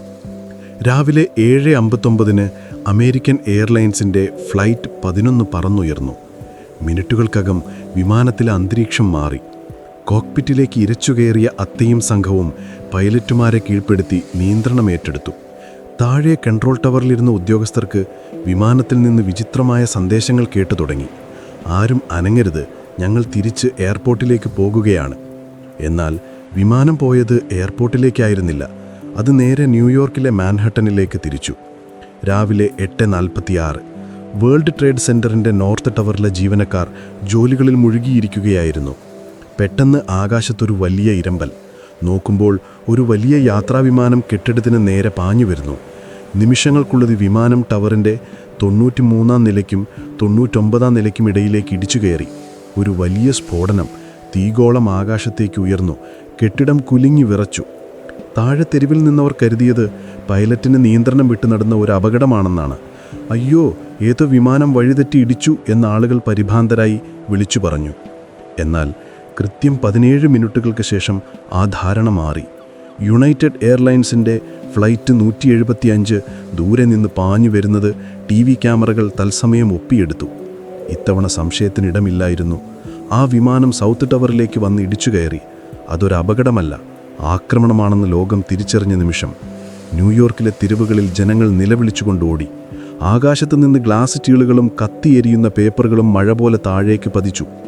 2 ടവറുകളിൽ നിന്നും കറുത്ത പുക ആകാശത്തേക്ക് ഉയർന്നു. ഇതുകൊണ്ടും തീർന്നില്ല. വാഷിംഗ്ടൺ DC-യിലെ പെന്റഗൺ എന്ന അമേരിക്കൻ സൈനിക ആസ്ഥാനത്തേക്കും ഒരു വിമാനം ഇടിച്ചിറങ്ങി. ലോകത്തിലെ ഏറ്റവും സുരക്ഷിതമായ കെട്ടിടങ്ങളിലൊന്ന് കത്തിയെരിയുന്നത് കണ്ട് അമേരിക്കൻ ജനത വിറങ്ങലിച്ചുപോയി. 4ാമത്തെ വിമാനം യുണൈറ്റഡ് 93 വൈറ്റ് ഹൗസ് ലക്ഷ്യമാക്കി വരികയായിരുന്നു എന്ന് കരുതപ്പെടുന്നു. എന്നാൽ ആ വിമാനത്തിലെ ധീരരായ യാത്രക്കാർ റാഞ്ചുകൾക്കെതിരെ പോരാടി നമുക്ക് മരിക്കാം, പക്ഷേ ഇവർ വിചാരിച്ച സ്ഥലത്ത് ഇടിക്കാൻ സമ്മതിക്കില്ല എന്ന് പറഞ്ഞ് അവർ കോക്പിറ്റിലേക്ക് ഇരച്ചു കയറി.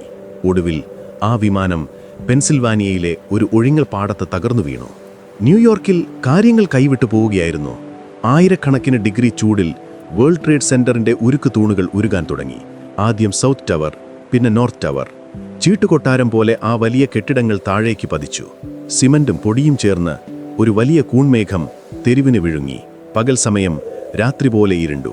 വെളുത്ത പൊടിയിൽ മുങ്ങിയ മനുഷ്യർ പ്രേതങ്ങളെപ്പോലെ തെരുവിലൂടെ നടന്നു നീങ്ങി. സൈറൺ വിളികളും നിലവിളികളും കൊണ്ട് നഗരം മുഖരിതമായി.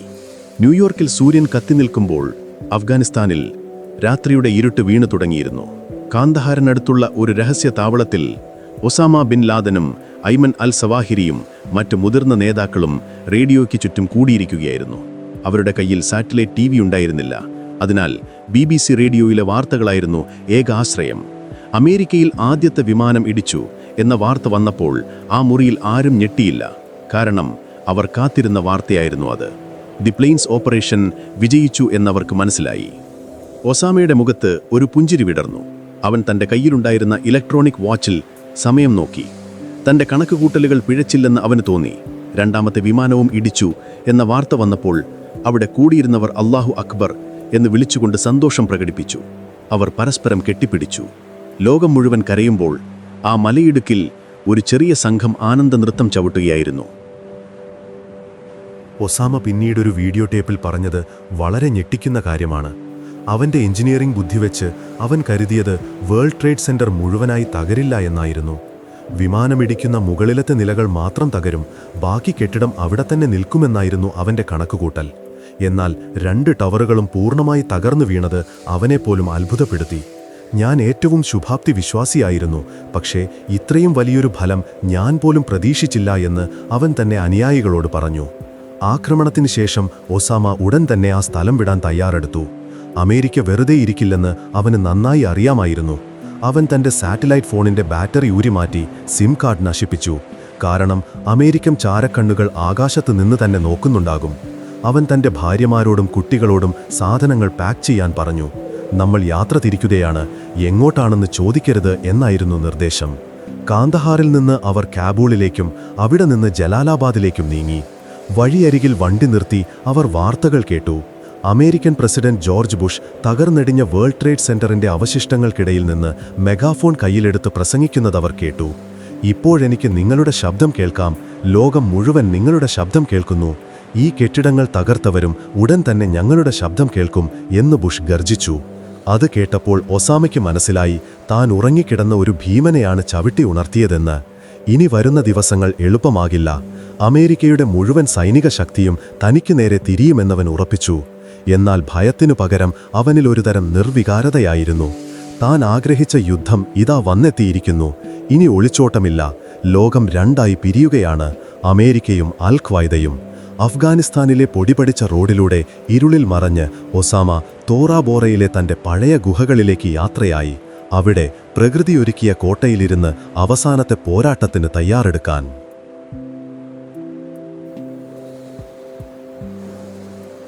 2001 ഡിസംബർ മാസം.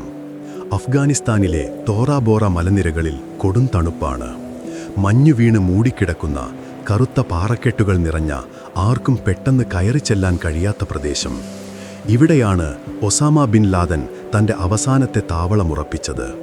തോറാബോറ എന്നാൽ വെറും ഗുഹകളല്ല, അതൊരു അത്ഭുത ലോകമാണ്. മലകൾ തുരന്നുണ്ടാക്കിയ കിലോമീറ്ററുകളോളം നീളുന്ന തുരങ്കങ്ങൾ, അതിനുള്ളിൽ കിടപ്പുമുറികൾ, ആയുധപ്പുരകൾ, വായുസഞ്ചാരത്തിനുള്ള സംവിധാനങ്ങൾ, എന്തിന് ചെറിയൊരു ആശുപത്രി വരെ ഉണ്ടായിരുന്നു. പണ്ട് റഷ്യക്കാർക്കെതിരെ യുദ്ധം ചെയ്തപ്പോൾ ഒസാമ തന്നെ പണി കഴിപ്പിച്ച ഉരുക്കുകോട്ട. പക്ഷേ ഇത്തവണ ശത്രു റഷ്യയല്ല, അമേരിക്കയാണ്. അവരുടെ കയ്യിലുള്ളത് അത്യാധുനിക സാങ്കേതിക വിദ്യകളാണ്. ആകാശത്ത് B-52 ബോംബറുകൾ വട്ടമിട്ട് പറന്നു. അവ താഴേക്ക് വർഷിച്ചത് സാധാരണ ബോംബുകളല്ല, ഡെയ്സി കട്ടർ എന്നറിയപ്പെടുന്ന ഫുട്ബോൾ മൈതാനത്തിൻ്റെ അത്രയും വലിപ്പമുള്ള സ്ഥലം ചാമ്പലാക്കാൻ കഴിവുള്ള ഭീമൻ ബോംബുകൾ. ഓരോ ബോംബ് വീഴുമ്പോഴും തോറാബോറ മലനിരകൾ കുലുങ്ങി വിറച്ചു. ഭൂകമ്പം വന്നതുപോലെ ഗുഹകൾക്കുള്ളിൽ പ്രകമ്പനമുണ്ടായി. പൊടിപടലങ്ങൾ കൊണ്ട് ശ്വസിക്കാൻ പോലും കഴിയാത്ത അവസ്ഥ. ഗുഹയ്ക്കുള്ളിൽ ഒസാമ ശാന്തനായിരുന്നു. പുറത്ത് നരകതുല്യമായ ആക്രമണം നടക്കുമ്പോഴും അവൻ തൻ്റെ ഡയറിയിൽ കുറിപ്പുകൾ എഴുതുകയായിരുന്നു. അക്കാലത്ത് അവൻ എഴുതിയ ഒരു വിയ്യത്ത് അഥവാ മരണപത്രം പിന്നീട് കണ്ടെടുക്കപ്പെട്ടു. അതിൽ അവൻ തൻ്റെ മക്കളോട് മാപ്പ് ചോദിക്കുന്നുണ്ട്. എൻ്റെ മക്കളെ, എനിക്ക് നിങ്ങളോടൊപ്പം സമയം ചെലവഴിക്കാൻ കഴിഞ്ഞില്ല. ഞാൻ തെരഞ്ഞെടുത്ത പാത കഠിനമായിരുന്നു എന്നായിരുന്നു ആ വരികൾ. താൻ ഇവിടെ വെച്ച് മരിക്കുമെന്ന് അവൻ ഏതാണ്ട് ഉറപ്പിച്ചിരുന്നു. തൻ്റെ അംഗരക്ഷകരോട് അവൻ പറഞ്ഞു, എന്നെ ജീവനോടെ പിടിക്കാൻ അമേരിക്കക്കാർക്ക് കഴിയരുത്. എന്തെങ്കിലും സംഭവിച്ചാൽ എന്നെ വെടിവെച്ചു കൊല്ലണം. താഴെ താഴ്വരയിൽ അമേരിക്കൻ സ്പെഷ്യൽ ഫോഴ്സും CIA ഉദ്യോഗസ്ഥരും അഫ്ഗാൻ നോർത്തേൺ അലയൻസ് സൈനികരും തോറാബോറയെ വളഞ്ഞിരുന്നു. അവർക്ക് ഒസാമയുടെ റേഡിയോ സന്ദേശങ്ങൾ കേൾക്കാമായിരുന്നു. നമ്മുടെ സ്ഥാനം അവർ കണ്ടുപിടിച്ചു, പ്രാർത്ഥിക്കുക എന്നൊക്കെയുള്ള സന്ദേശങ്ങൾ. ഒസാമ ആ മലയിടുക്കിൽ കുടുങ്ങിപ്പോയി എന്ന് അമേരിക്കൻ സൈന്യം വിശ്വസിച്ചു. ഇനി രക്ഷപ്പെടാൻ വഴിയില്ല. ഒന്നെങ്കിൽ ബോംബ് വീണു മരിക്കും, അല്ലെങ്കിൽ പട്ടിണി കിടന്നു മരിക്കും. അതായിരുന്നു അവരുടെ കണക്കുകൂട്ടൽ. എന്നാൽ ഒസാമയ്ക്ക് വേറെ പ്ലാനുകളുണ്ടായിരുന്നു. ആ മലനിരകളെ അവൻ്റെ കൈവിരലുകൾ പോലെ അവൻ അറിയാം. ഓരോ രഹസ്യവഴിയും ഓരോ ഇടവഴിയും അവൻ സുപരിചിതമാണ്. ഡിസംബർ 12-ാം തീയതിയോടെ ബോംബാക്രമണം അതിൻ്റെ മൂർധന്യാവസ്ഥയിലെത്തി. ഗുഹകൾക്കുള്ളിൽ ഓക്സിജൻ കുറഞ്ഞു തുടങ്ങി. ഒസാമ തന്റെ വിശ്വസ്തരായ പോരാളികളെ വിളിച്ചുകൂട്ടി. അവർക്ക് അവസാനത്തെ നിർദ്ദേശങ്ങൾ നൽകി. നിങ്ങൾ ഇവിടെ നിന്ന് യുദ്ധം തുടരുക, ശത്രുവിനെ തെറ്റിദ്ധരിപ്പിക്കുക. താൻ അവിടെ തന്നെയുണ്ടെന്ന് അമേരിക്കയെ വിശ്വസിപ്പിക്കാൻ അവൻ തന്റെ സാറ്റലൈറ്റ് ഫോൺ ഒരു സഹായിയെ ഏൽപ്പിച്ചു. ആ സഹായി ഫോൺ ഓണാക്കി വെച്ച് റേഡിയോയിൽ സംസാരിച്ചുകൊണ്ടിരുന്നു. CIA-യുടെ റഡാറുകളിൽ ഒസാമ അവിടെ തന്നെയുണ്ടെന്ന് സിഗ്നൽ കാണിച്ചു. യഥാർത്ഥത്തിൽ ഒസാമ അവിടെ നിന്ന് ഇറങ്ങിയിരുന്നു. കയ്യിലൊരു വടിയും പിടിച്ച് തോളിൽ തോക്കും തൂക്കി കൂരിരുട്ടിലൂടെ അവൻ നടന്നു. കൂടെ വിശ്വസ്തരായ കുറച്ച് അംഗരക്ഷകർ മാത്രം. മഞ്ഞിൽ പുതഞ്ഞുകിടക്കുന്ന മലയിടുക്കുകളിലൂടെ കൊടും തണുപ്പിനെ വകവെക്കാതെ അവർ പാകിസ്ഥാൻ അതിർത്തി ലക്ഷ്യമാക്കി നീങ്ങി. ആകാശത്ത് അമേരിക്കൻ ഡ്രോണുകൾ പറക്കുന്നുണ്ടായിരുന്നു. താഴെ തെർമൽ ക്യാമറകളുമായി സൈനികർ നിൽക്കുന്നുണ്ടായിരുന്നു. പക്ഷേ പ്രകൃതി ഒസാമയ്ക്ക് കൂട്ടുനിന്നു. കനത്ത മഞ്ഞുവീഴ്ച കാരണം ക്യാമറകൾക്കൊന്നും വ്യക്തമായി കാണാൻ കഴിഞ്ഞില്ല. പാകിസ്ഥാൻ അതിർത്തിയിലേക്ക് നടക്കുമ്പോൾ ഒസാമയുടെ സംഘം പലപ്പോഴും മരണത്തിന്റെ തൊട്ടുമുന്നിലൂടെയാണ് കടന്നുപോയത്. വഴിയിൽ വെച്ച് അവർക്ക് അഫ്ഗാൻ ഗ്രാമീണരുടെ സഹായം ലഭിച്ചു. പണം കൊടുത്താൽ എന്തും ചെയ്യുന്ന വഴികാട്ടികൾ. അവർ ഒസാമയെ കുതിരപ്പുറത്ത് കയറ്റി ദുർഘടമായ പാതകളിലൂടെ നയിച്ചു. ചിലപ്പോൾ അവർക്ക് പാറകളുടെ ഇടയിൽ ഒളിച്ചിരിക്കേണ്ടി വന്നു. മുകളിൽ കൂടി ഹെലികോപ്റ്ററുകൾ പറക്കുമ്പോൾ അവർ ശ്വാസമടക്കി പിടിച്ചു. ഇതൊരത്ഭുതമാണ്. അദൃശ്യമായ ഏതോ ശക്തി നമ്മളെ സംരക്ഷിക്കുന്നു എന്നൊസാമ തന്റെ അനുയായികളോട് മന്ത്രിച്ചു. പാകിസ്ഥാൻ അതിർത്തിയിലെ ഗ്രാമങ്ങളിലെത്തിയപ്പോൾ അവിടെ ഒസാമയ്ക്ക് വലിയ സ്വീകരണം ലഭിച്ചു. പാകിസ്ഥാൻ സർക്കാർ അമേരിക്കയുടെ കൂടെയാണെങ്കിലും അവിടത്തെ സാധാരണ ജനങ്ങളും ഗോത്രവർഗക്കാരും ഒസാമയെ ഒരു വീരപുരുഷനായാണ് കണ്ടത്. അവർ അവന് ഭക്ഷണവും താമസ സൗകര്യവും നൽകി. വേഷം മാറിയാണ് ഒസാമ സഞ്ചരിച്ചിരുന്നത്. നീണ്ട താടി ട്രിം ചെയ്തു സാധാരണ പാകിസ്ഥാനി വേഷം ധരിച്ചു. ചിലപ്പോൾ രോഗിയായ ഒരു വൃദ്ധനെ പോലെ അവൻ അഭിനയിച്ചു. ചെക്ക് പോസ്റ്റുകളിൽ വണ്ടി തടയുമ്പോൾ ആരും ആ വണ്ടിയുടെ പിന്നിലിരിക്കുന്ന മെലിഞ്ഞ മനുഷ്യനെ ശ്രദ്ധിച്ചില്ല. ഇതിനിടയിൽ തോറാബോറയിൽ അമേരിക്കൻ സൈന്യം വിജയമാഘോഷിക്കുകയായിരുന്നു. അവർ ഗുഹകൾ പിടിച്ചെടുത്തു. പക്ഷേ അകത്ത് കയറി നോക്കിയപ്പോൾ അവർ ഞെട്ടിപ്പോയി. അവിടെ ഒസാമയുണ്ടായിരുന്നില്ല. വെറും ഒഴിഞ്ഞ ഗുഹകൾ, കുറച്ച് ആയുധങ്ങൾ, ഉപേക്ഷിക്കപ്പെട്ട മരുന്നുകൾ. ഒസാമ എവിടെ? ആ ചോദ്യം അവരുടെ ഉറക്കം കെടുത്തി. ലോകത്തിലെ ഏറ്റവും വലിയ സാങ്കേതികവിദ്യയുണ്ടായിട്ടും ഉപഗ്രഹങ്ങളുണ്ടായിട്ടും ഒസാമ അവരുടെ വിരലുകൾക്കിടയിലൂടെ വഴുതിപ്പോയിരിക്കുന്നു. സ്മോക്ക് ദം ഔട്ട് എന്നു പറഞ്ഞ ജോർജ് ബുഷിന് കിട്ടിയ വലിയ തിരിച്ചടിയായിരുന്നു അത്. ഒസാമ അപ്പോഴേക്കും പാകിസ്ഥാനിലെ സുരക്ഷിത കേന്ദ്രങ്ങളിലെത്തിയിരുന്നു. ആദ്യം പെഷാവാറിലേക്കും പിന്നീട് സ്വാത് താഴ്വരയിലേക്കും അവൻ നീങ്ങി. സ്വാത് താഴ്വര പാകിസ്ഥാനിലെ സ്വിറ്റ്സർലൻഡ് എന്നാണ് അറിയപ്പെടുന്നത്. മനോഹരമായ പ്രകൃതി ഭംഗിയുള്ള സ്ഥലം. അവിടെ വെച്ച് അവൻ വീണ്ടും കുടുംബവുമായി ഒത്തുചേർന്നു. ഭാര്യമാരും കുട്ടികളും പല വഴികളിലൂടെ അവിടെ എത്തിച്ചേർന്നിരുന്നു. എന്നാൽ അവിടെയും അധികനാൾ നിൽക്കാൻ കഴിയില്ലെന്ന് അവൻ അറിയാമായിരുന്നു. പാകിസ്ഥാൻ ചാരസംഘടനയായ ISIലെ ചിലർക്ക് ഒസാമ അവിടെയുണ്ടെന്ന് അറിയാമായിരുന്നു എന്ന് പറയപ്പെടുന്നു. അവരുടെ ഒത്താശയോടെയാണ് അവൻ അവിടെ ഒളിച്ചു താമസിച്ചതെന്നും ആരോപണങ്ങളുണ്ട്. എന്തായാലും ഒസാമ അവിടെ നിന്ന് ഹരിപ്പൂർ എന്ന സ്ഥലത്തേക്ക് മാറി. അവിടെ ഒരു വാടക വീട്ടിൽ കുറച്ചുകാലം താമസിച്ചു. TV-യിൽ തന്റെ പടം കാണിച്ച് ഇയാളെ കണ്ടാൽ വിവരമറിയിക്കുക എന്ന വാർത്ത വരുമ്പോൾ ഒസാമ അത് കണ്ട് ചിരിക്കുകയായിരുന്നു. താൻ ഇത്രയും അടുത്ത് അവരുടെ മൂക്കിന് താഴെയുണ്ടായിട്ടും അവർക്ക് തന്നെ കണ്ടുപിടിക്കാൻ കഴിയുന്നില്ലല്ലോ എന്നതായിരുന്നു അവന്റെ ചിരിക്കു കാരണം. ഈ സമയത്താണ് ഒസാമ ഒരു പ്രധാന തീരുമാനമെടുക്കുന്നത്. ഇനി ഒളിച്ചോടി നടക്കാൻ വയ്യ. സ്ഥിരമായി ഒരിടത്ത് നിൽക്കണം. അതും ആരും സംശയിക്കാത്ത ഒരിടത്ത്. കാട്ടിലോ മലയിലോ അല്ല, മറിച്ച് നഗരത്തിന്റെ നടുവിൽ. അങ്ങനെയാണ് അബോട്ടാബാദ് എന്ന സ്ഥലം തിരഞ്ഞെടുക്കുന്നത്. പാകിസ്ഥാൻ മിലിറ്ററി അക്കാഡമിയുടെ തൊട്ടടുത്ത്, പട്ടാളക്കാരുടെ വീടുകൾക്ക് നടുവിൽ. വിളക്കിനു ചുവട്ടിലാണ് ഏറ്റവും ഇരുട്ട് എന്ന ചൊല്ല് അക്ഷരാർത്ഥത്തിൽ നടപ്പിലാക്കാൻ അവൻ തീരുമാനിച്ചു. അവിടെ തനിക്കു വേണ്ടി ഒരു കോട്ട പണിയാൻ അവൻ ഉത്തരവിട്ടു. പുറം ലോകം കാണാത്ത, ആരും കടന്നുവരാത്ത ഒരു രഹസ്യ സങ്കേതം.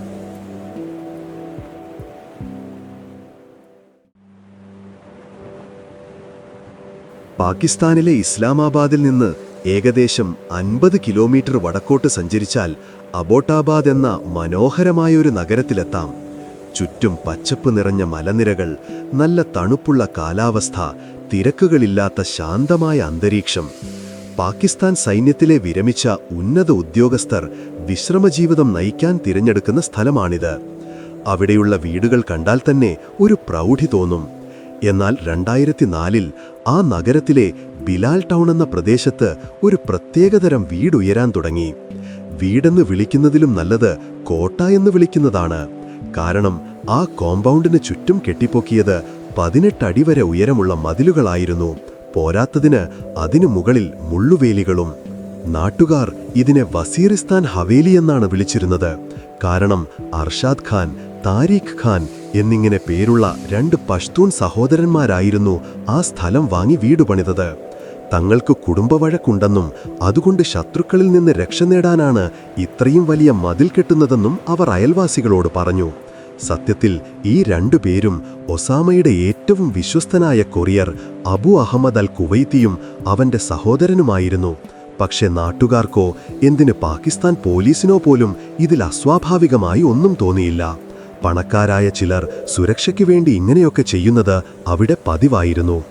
പക്ഷെ സൂക്ഷ്മമായി നോക്കിയാൽ ആ വീട്ടിൽ പല ദുരൂഹതകളുമുണ്ടായിരുന്നു. ആധുനിക സൗകര്യങ്ങളുള്ള ആ വലിയ വീട്ടിൽ ടെലിഫോൺ കണക്ഷൻ ഉണ്ടായിരുന്നില്ല, ഇന്റർനെറ്റ് ലൈനുകളില്ലായിരുന്നു. എന്തിന് വീടിന് പുറത്തേക്ക് ജനലുകൾ പോലും കുറവായിരുന്നു. സാധാരണ വീടുകളിൽ നിന്ന് മാലിന്യം പുറത്തു കളയാൻ മുനിസിപ്പാലിറ്റി വണ്ടി വരുമ്പോൾ ഈ വീട്ടുകാർ മാലിന്യം പുറത്തു കൊടുത്തിരുന്നില്ല. പകരം അവരത് മതിലിനുള്ളിൽ വെച്ച് തന്നെ കത്തിച്ചു കളയുകയായിരുന്നു. ആരും തങ്ങളുടെ ചവറ്റുകുട്ടുപോലും പരിശോധിക്കരുത് എന്ന നിർബന്ധം അവർക്കുണ്ടായിരുന്നു. അയൽപ്പക്കത്തെ കുട്ടികൾ ക്രിക്കറ്റ് കളിക്കുമ്പോൾ പന്ത് അബദ്ധവശാൽ ആ മതിലിനുള്ളിലേക്ക് പോയാൽ അത് തിരിച്ചു കിട്ടില്ല. പകരം ഗേറ്റ് കാവൽക്കാരൻ കുട്ടികൾക്ക് പണത്തിന് പകരം പണം നൽകി പറഞ്ഞുവിടും.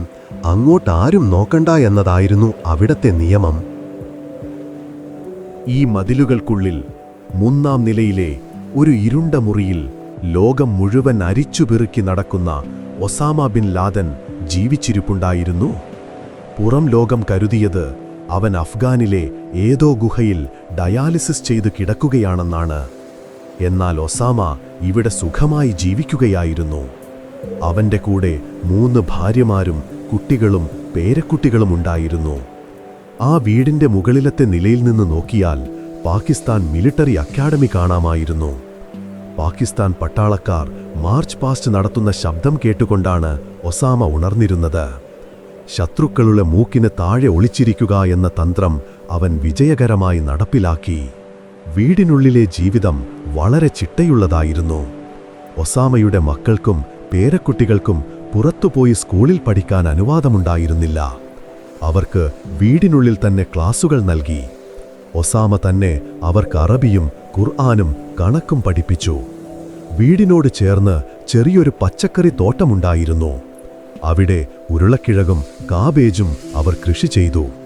കുറച്ച് കോഴികളെയും വളർത്തിയിരുന്നു. നല്ല നാടൻ മുട്ട കിട്ടാൻ വേണ്ടിയാണ് എന്ന് കൊറിയർ പുറത്തുള്ളവരോട് പറയുമായിരുന്നു. പുറത്തുനിന്ന് നോക്കുമ്പോൾ അതൊരു സാധാരണ കൂട്ടുകുടുംബം.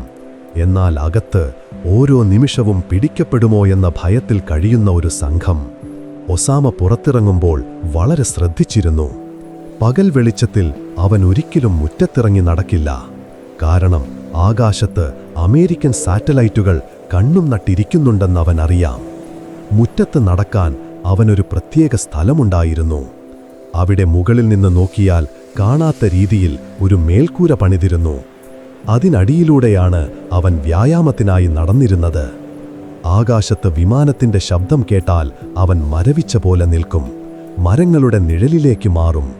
ഒരു പ്രേതത്തെപ്പോലെ ആർക്കും പിടികൊടുക്കാതെ സ്വന്തം നിഴലിനെപ്പോലും ഭയന്നാണ് അവൻ അവിടെ കഴിഞ്ഞിരുന്നത്. അബോട്ടാബാദിലെ ആ വലിയ മതിലിനുള്ളിൽ ഒസാമ വെറുതെ ഇരിക്കുകയായിരുന്നില്ല. പുറം ലോകവുമായി അവന് യാതൊരു ബന്ധവുമില്ലെന്ന് എല്ലാവരും കരുതിയെങ്കിലും അവൻ അപ്പോഴും അൽ ഖ്വയ്ദയെ നിയന്ത്രിക്കുന്നുണ്ടായിരുന്നു. അതിനവൻ ഉപയോഗിച്ചത് വളരെ പഴയതും എന്നാൽ സുരക്ഷിതവുമായ ഒരു മാർഗമാണ്: പെൻഡ്രൈവുകൾ അഥവാ ഫ്ലാഷ് ഡ്രൈവുകൾ. ഇന്റർനെറ്റ് കണക്ഷൻ ഇല്ലാത്തതിനാൽ ഇമെയിൽ അയക്കാൻ കഴിയില്ലല്ലോ. അതുകൊണ്ട് ഒസാമ തന്റെ കമ്പ്യൂട്ടറിൽ കത്തുകൾ ടൈപ്പ് ചെയ്യും. എന്നിട്ട് അതൊരു പെൻഡ്രൈവിലേക്ക് സേവ് ചെയ്യും. ഈ പെൻഡ്രൈവ് അവന്റെ വിശ്വസ്തനായ കൊറിയർ അബു അഹമ്മദ് അൽ ക്വൈത്തിക്ക് കൈമാറും. അബു അഹമ്മദ് അത് പോക്കറ്റിലിട്ട് അബോട്ടാബാദിൽ നിന്ന് കിലോമീറ്ററുകൾ അകലെയുള്ള വേറൊരു നഗരത്തിലെ ഇന്റർനെറ്റ് കഫേയിൽ പോകും. അവിടെ വെച്ച് ആ സന്ദേശം ഇമെയിൽ വഴി അയക്കും. തിരിച്ച് ഒസാമയ്ക്കുള്ള മറുപടികൾ അവിടെ വെച്ച് ഡൗൺലോഡ് ചെയ്ത് പെൻഡ്രൈവിലാക്കി തിരിച്ചു കൊണ്ടുവരും. സ്നിക്കർ നെറ്റ് എന്നാണ് CIA ഇതിനെ വിളിക്കുന്നത്. അതായത് ഇലക്ട്രോണിക് സിഗ്നലുകളില്ലാതെ മനുഷ്യർ നേരിട്ട് നടന്ന് വിവരങ്ങൾ കൈമാറുന്ന രീതി. ഇത് പൊളിക്കാൻ അമേരിക്കൻ ചാരസംഘടനകൾക്ക് വർഷങ്ങൾ വേണ്ടിവന്നു. ഒസാമയുടെ മുറി എപ്പോഴും ഫയലുകളും പേപ്പറുകളും കൊണ്ട് നിറഞ്ഞിരുന്നു. അവൻ അവിടെ ഇരുന്ന് വീഡിയോകൾ എഡിറ്റ് ചെയ്യുമായിരുന്നു. തന്റെ താടി നരയ്ക്കുന്നത് പുറം ലോകം കാണാതിരിക്കാൻ അവൻ ജസ്റ്റ് ഫോർ മെൻ എന്ന ഡൈ ഉപയോഗിച്ച് താടി കറുപ്പിച്ചു. TV-യിൽ തന്നെക്കുറിച്ചുള്ള വാർത്തകൾ വരുന്നത് കാണാൻ അവനു വലിയ ഇഷ്ടമായിരുന്നു. ഒരു പഴയ TV-യും ഡിഷ് ആന്റിനയും ആ വീട്ടിലുണ്ടായിരുന്നു. താൻ തകർത്ത വേൾഡ് ട്രേഡ് സെന്ററിന്റെ ദൃശ്യങ്ങളും തന്നെ വേട്ടയാടുന്ന അമേരിക്കൻ പ്രസിഡന്റുമാരുടെ പ്രസംഗങ്ങളും അവൻ വീണ്ടും വീണ്ടും കണ്ടു. കയ്യിൽ റിമോട്ടും പിടിച്ച് പുതപ്പിനുള്ളിൽ ചുരുണ്ടുകൂടിയിരിക്കുന്ന ഒസാമയുടെ ചിത്രം പിന്നീട് ലോകം കണ്ടതാണ്. ഒരു വലിയ ഭീകരനല്ല, മറിച്ച് വയസ്സായ ക്ഷീണിച്ച ഒരു വൃദ്ധനെയാണ് അതിൽ കണ്ടത്. കുടുംബത്തിനുള്ളിൽ ഒസാമ ഒരു കർക്കശക്കാരനായ ഗൃഹനാഥനായിരുന്നു. കുട്ടികൾ പാശ്ചാത്യ സംസ്കാരം അവൻ ഇഷ്ടമല്ലായിരുന്നു. എന്നാൽ പേരക്കുട്ടികൾക്കിടയ്ക്ക് മിഠായികളും ചോക്ലേറ്റുകളും നൽകാൻ അവൻ മറന്നില്ല. ആ വീട്ടിലെ സ്ത്രീകൾക്കും കുട്ടികൾക്കും പുറത്തെന്താണ് നടക്കുന്നതെന്ന് വലിയ ധാരണയില്ലായിരുന്നു. നമ്മളെ അമേരിക്കക്കാർ തിരിയുന്നുണ്ട്, അതുകൊണ്ട് മിണ്ടാതിരിക്കണം എന്ന ഒറ്റ നിർദ്ദേശം മാത്രം അവർ പാലിച്ചു. കൊറിയർ സഹോദരന്മാർ മാർക്കറ്റിൽ പോയി ആ വീട്ടിലേക്ക് വേണ്ട സാധനങ്ങൾ വാങ്ങുമ്പോൾ വലിയ അളവിൽ കൊക്കക്കോളയും പെപ്സിയും വാങ്ങിയിരുന്നു. ഒരു ചെറിയ വീട്ടിലേക്ക് ഇത്രയും സാധനങ്ങൾ എന്തിനാണ് എന്ന് കടക്കാർ ചോദിക്കുമ്പോൾ ഞങ്ങൾക്ക് വലിയ കുടുംബമാണ് എന്ന് പറഞ്ഞവർ ചിരിക്കും. അങ്ങനെ വർഷങ്ങൾ കടന്നുപോയി. 2010 ആയപ്പോഴേക്കും ഒസാമയ്ക്ക് അവിടെ വല്ലാത്ത സുരക്ഷിതത്വം തോന്നിത്തുടങ്ങിയിരുന്നു. ആരും തന്നെ കണ്ടുപിടിക്കില്ലെന്ന് അവൻ അഹങ്കരിച്ചു. അൽ ഖ്വയ്ദയുടെ 10ാം വാർഷികം ആഘോഷിക്കാൻ അവൻ വലിയ പദ്ധതികൾ തയ്യാറാക്കി. ഒബാമയെ വധിക്കാനുള്ള പദ്ധതികൾ വരെ അവൻ ആസൂത്രണം ചെയ്തു എന്ന് പറയപ്പെടുന്നു. പക്ഷേ അവൻ അറിയാതെ ഒരു ചെറിയ വിള്ളൽ ആ മതിലിൽ വീണിരുന്നു. അവന്റെ വിശ്വസ്തനായ കൊറിയർ അബു അഹമ്മദ് അൽ കുവൈത്തി ഒരിക്കൽ ഫോണിൽ സംസാരിച്ചത് അമേരിക്കൻ ചാരക്കണ്ണുകൾ പിടിച്ചെടുത്തു. ഒരു ചെറിയ ഫോൺ കോൾ, അത് മതിയായിരുന്നു CIA-ക്ക് ആ നൂൽ പിടിച്ച് കയറാൻ. ഞാൻ ഇപ്പോഴുള്ളത് പഴയ ആൾക്കാരുടെ കൂടെയാണ് എന്ന ഒരു വാചകം. അത് ഒസാമയെ ഉദ്ദേശിച്ചാണെന്ന് CIA ഊഹിച്ചു. അവർ ആ വെളുത്ത സുസുക്കി വാനിനെ പിന്തുടരാൻ തുടങ്ങി. ആ വാൻ ചെന്ന് നിന്നത് അബോട്ടാബാദിലെ ആ വലിയ ഗേറ്റിനു മുന്നിലാണ്. ആകാശത്ത് നിന്ന് സാറ്റലൈറ്റുകൾ ആ വീടിനെ സൂം ചെയ്തു. അവിടെ മുറ്റത്ത് നടക്കുന്ന ഉയരമുള്ള മനുഷ്യനെ അവർ കണ്ടു. ദ പേസർ അഥവാ നടക്കുന്നവൻ എന്നവർ അവന് പേരിട്ടു. ആ നടപ്പ്, ആ ഉയരം, ആ രീതികൾ, അത് ഒസാമ തന്നെയാണെന്ന് അവർക്ക് 100% ഉറപ്പില്ലായിരുന്നു. പക്ഷേ ഒരു 80% ഉറപ്പിച്ചു. ലോകം തിരയുന്ന നിധി ആ മതിലുകൾക്കുള്ളിലുണ്ടെന്ന് വൈറ്റ് ഹൗസിൽ രഹസ്യ സന്ദേശമെത്തി. അബോട്ടാബാദിലെ ശാന്തമായ രാത്രികൾക്ക് ഇനി അധികം ആയുസ്സുണ്ടായിരുന്നില്ല.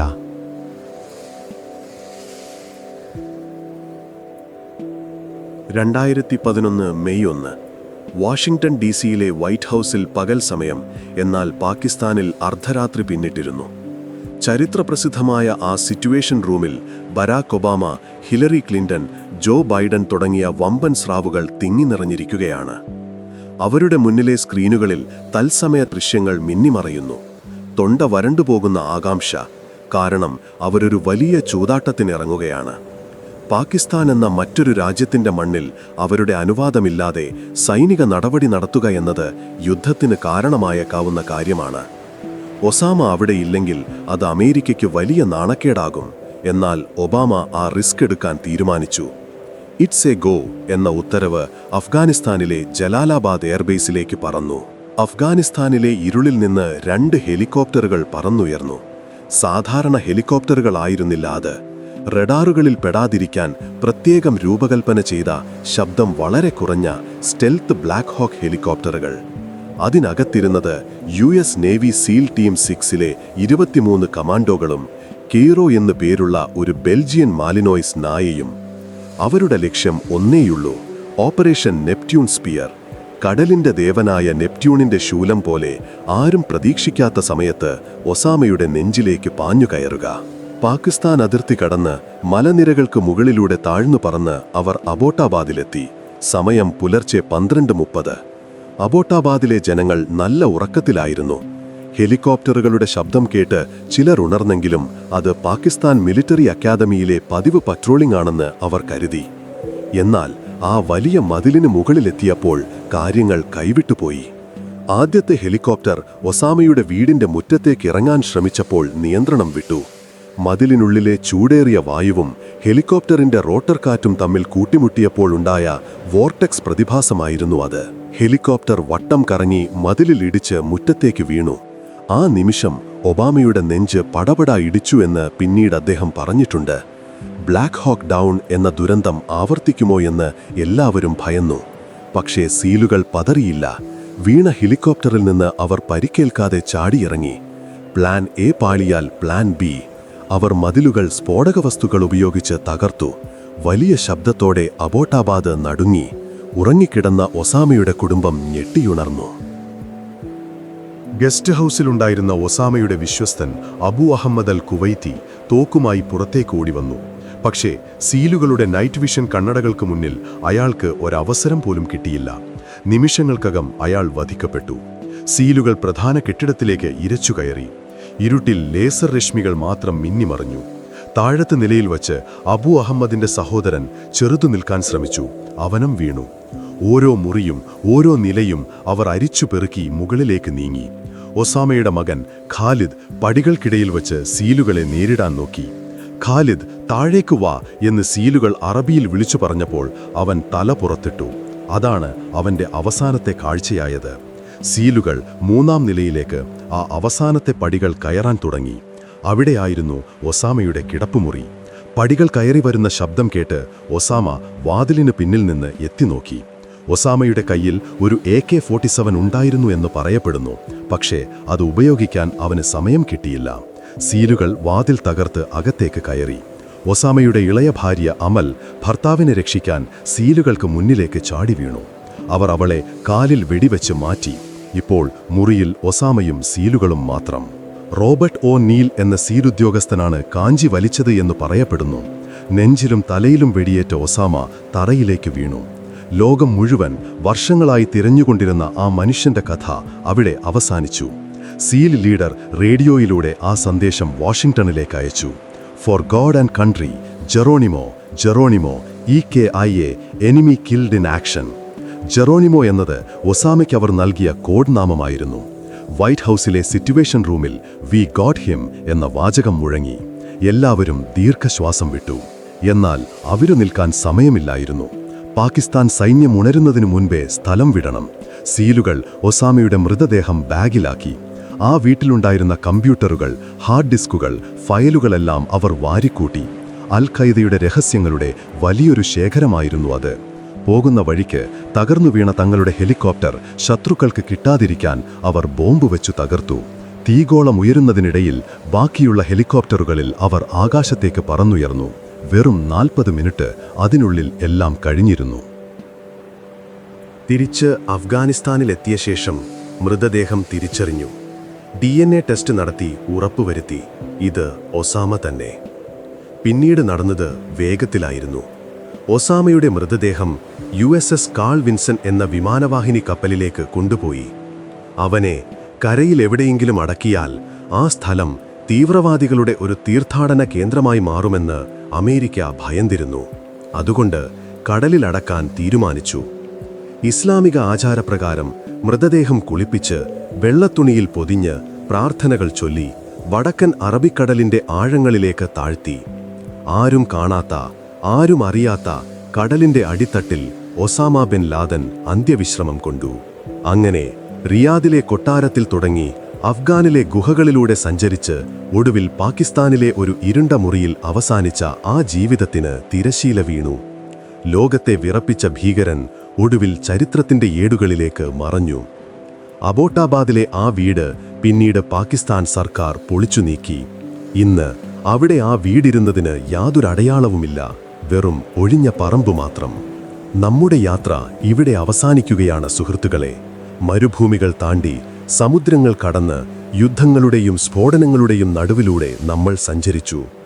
ഒസാമ ബിൻ ലാദൻ എന്ന പേര് ഇന്നും പലരിലും പല വികാരങ്ങളാണുണ്ടാക്കുന്നത്. ചിലർക്ക് വെറുപ്പ്, ചിലർക്ക് ഭയം, ചിലർക്ക് ഇപ്പോഴും ഉത്തരം കിട്ടാത്ത ചോദ്യങ്ങൾ. എന്നാൽ ഒന്ന് സത്യമാണ്, അക്രമം അക്രമത്തെ മാത്രമേ വിളിച്ചുവരുത്തൂ. വാളെടുക്കുന്നവൻ വാളാൽ എന്ന ചൊല്ലുപോലെ തോക്കെടുക്കുന്നവൻ തോക്കിനാൽ തന്നെ ഒടുങ്ങുന്നു. രാത്രി ഏറെ വൈകിയിരിക്കുന്നു. പുറത്ത് ലോകം ശാന്തമായി ഉറങ്ങുകയാണ്. ചരിത്രം അവിടെ നടക്കട്ടെ, നമുക്ക് ഇപ്പോൾ സമാധാനം വേണം. ഈ കഥകളെല്ലാം നമ്മെ ഓർമ്മിപ്പിക്കുന്നത് സമാധാനത്തിന്റെ വിലയാണ്. നിങ്ങളുടെ തലയിണയിലേക്ക് ചാരി കണ്ണുകൾ മെല്ലെ അടയ്ക്കുമ്പോൾ നല്ല ചിന്തകൾ മാത്രം മനസ്സിലേക്ക് വരട്ടെ. നാളെ പുതിയൊരു ദിവസമാണ്, പുതിയ പ്രതീക്ഷകളാണ്. പ്രിയ സ്വപ്നസഞ്ചാരി, നിങ്ങൾക്ക് ഞാൻ നല്ലൊരു ശുഭരാത്രി നേരുന്നു.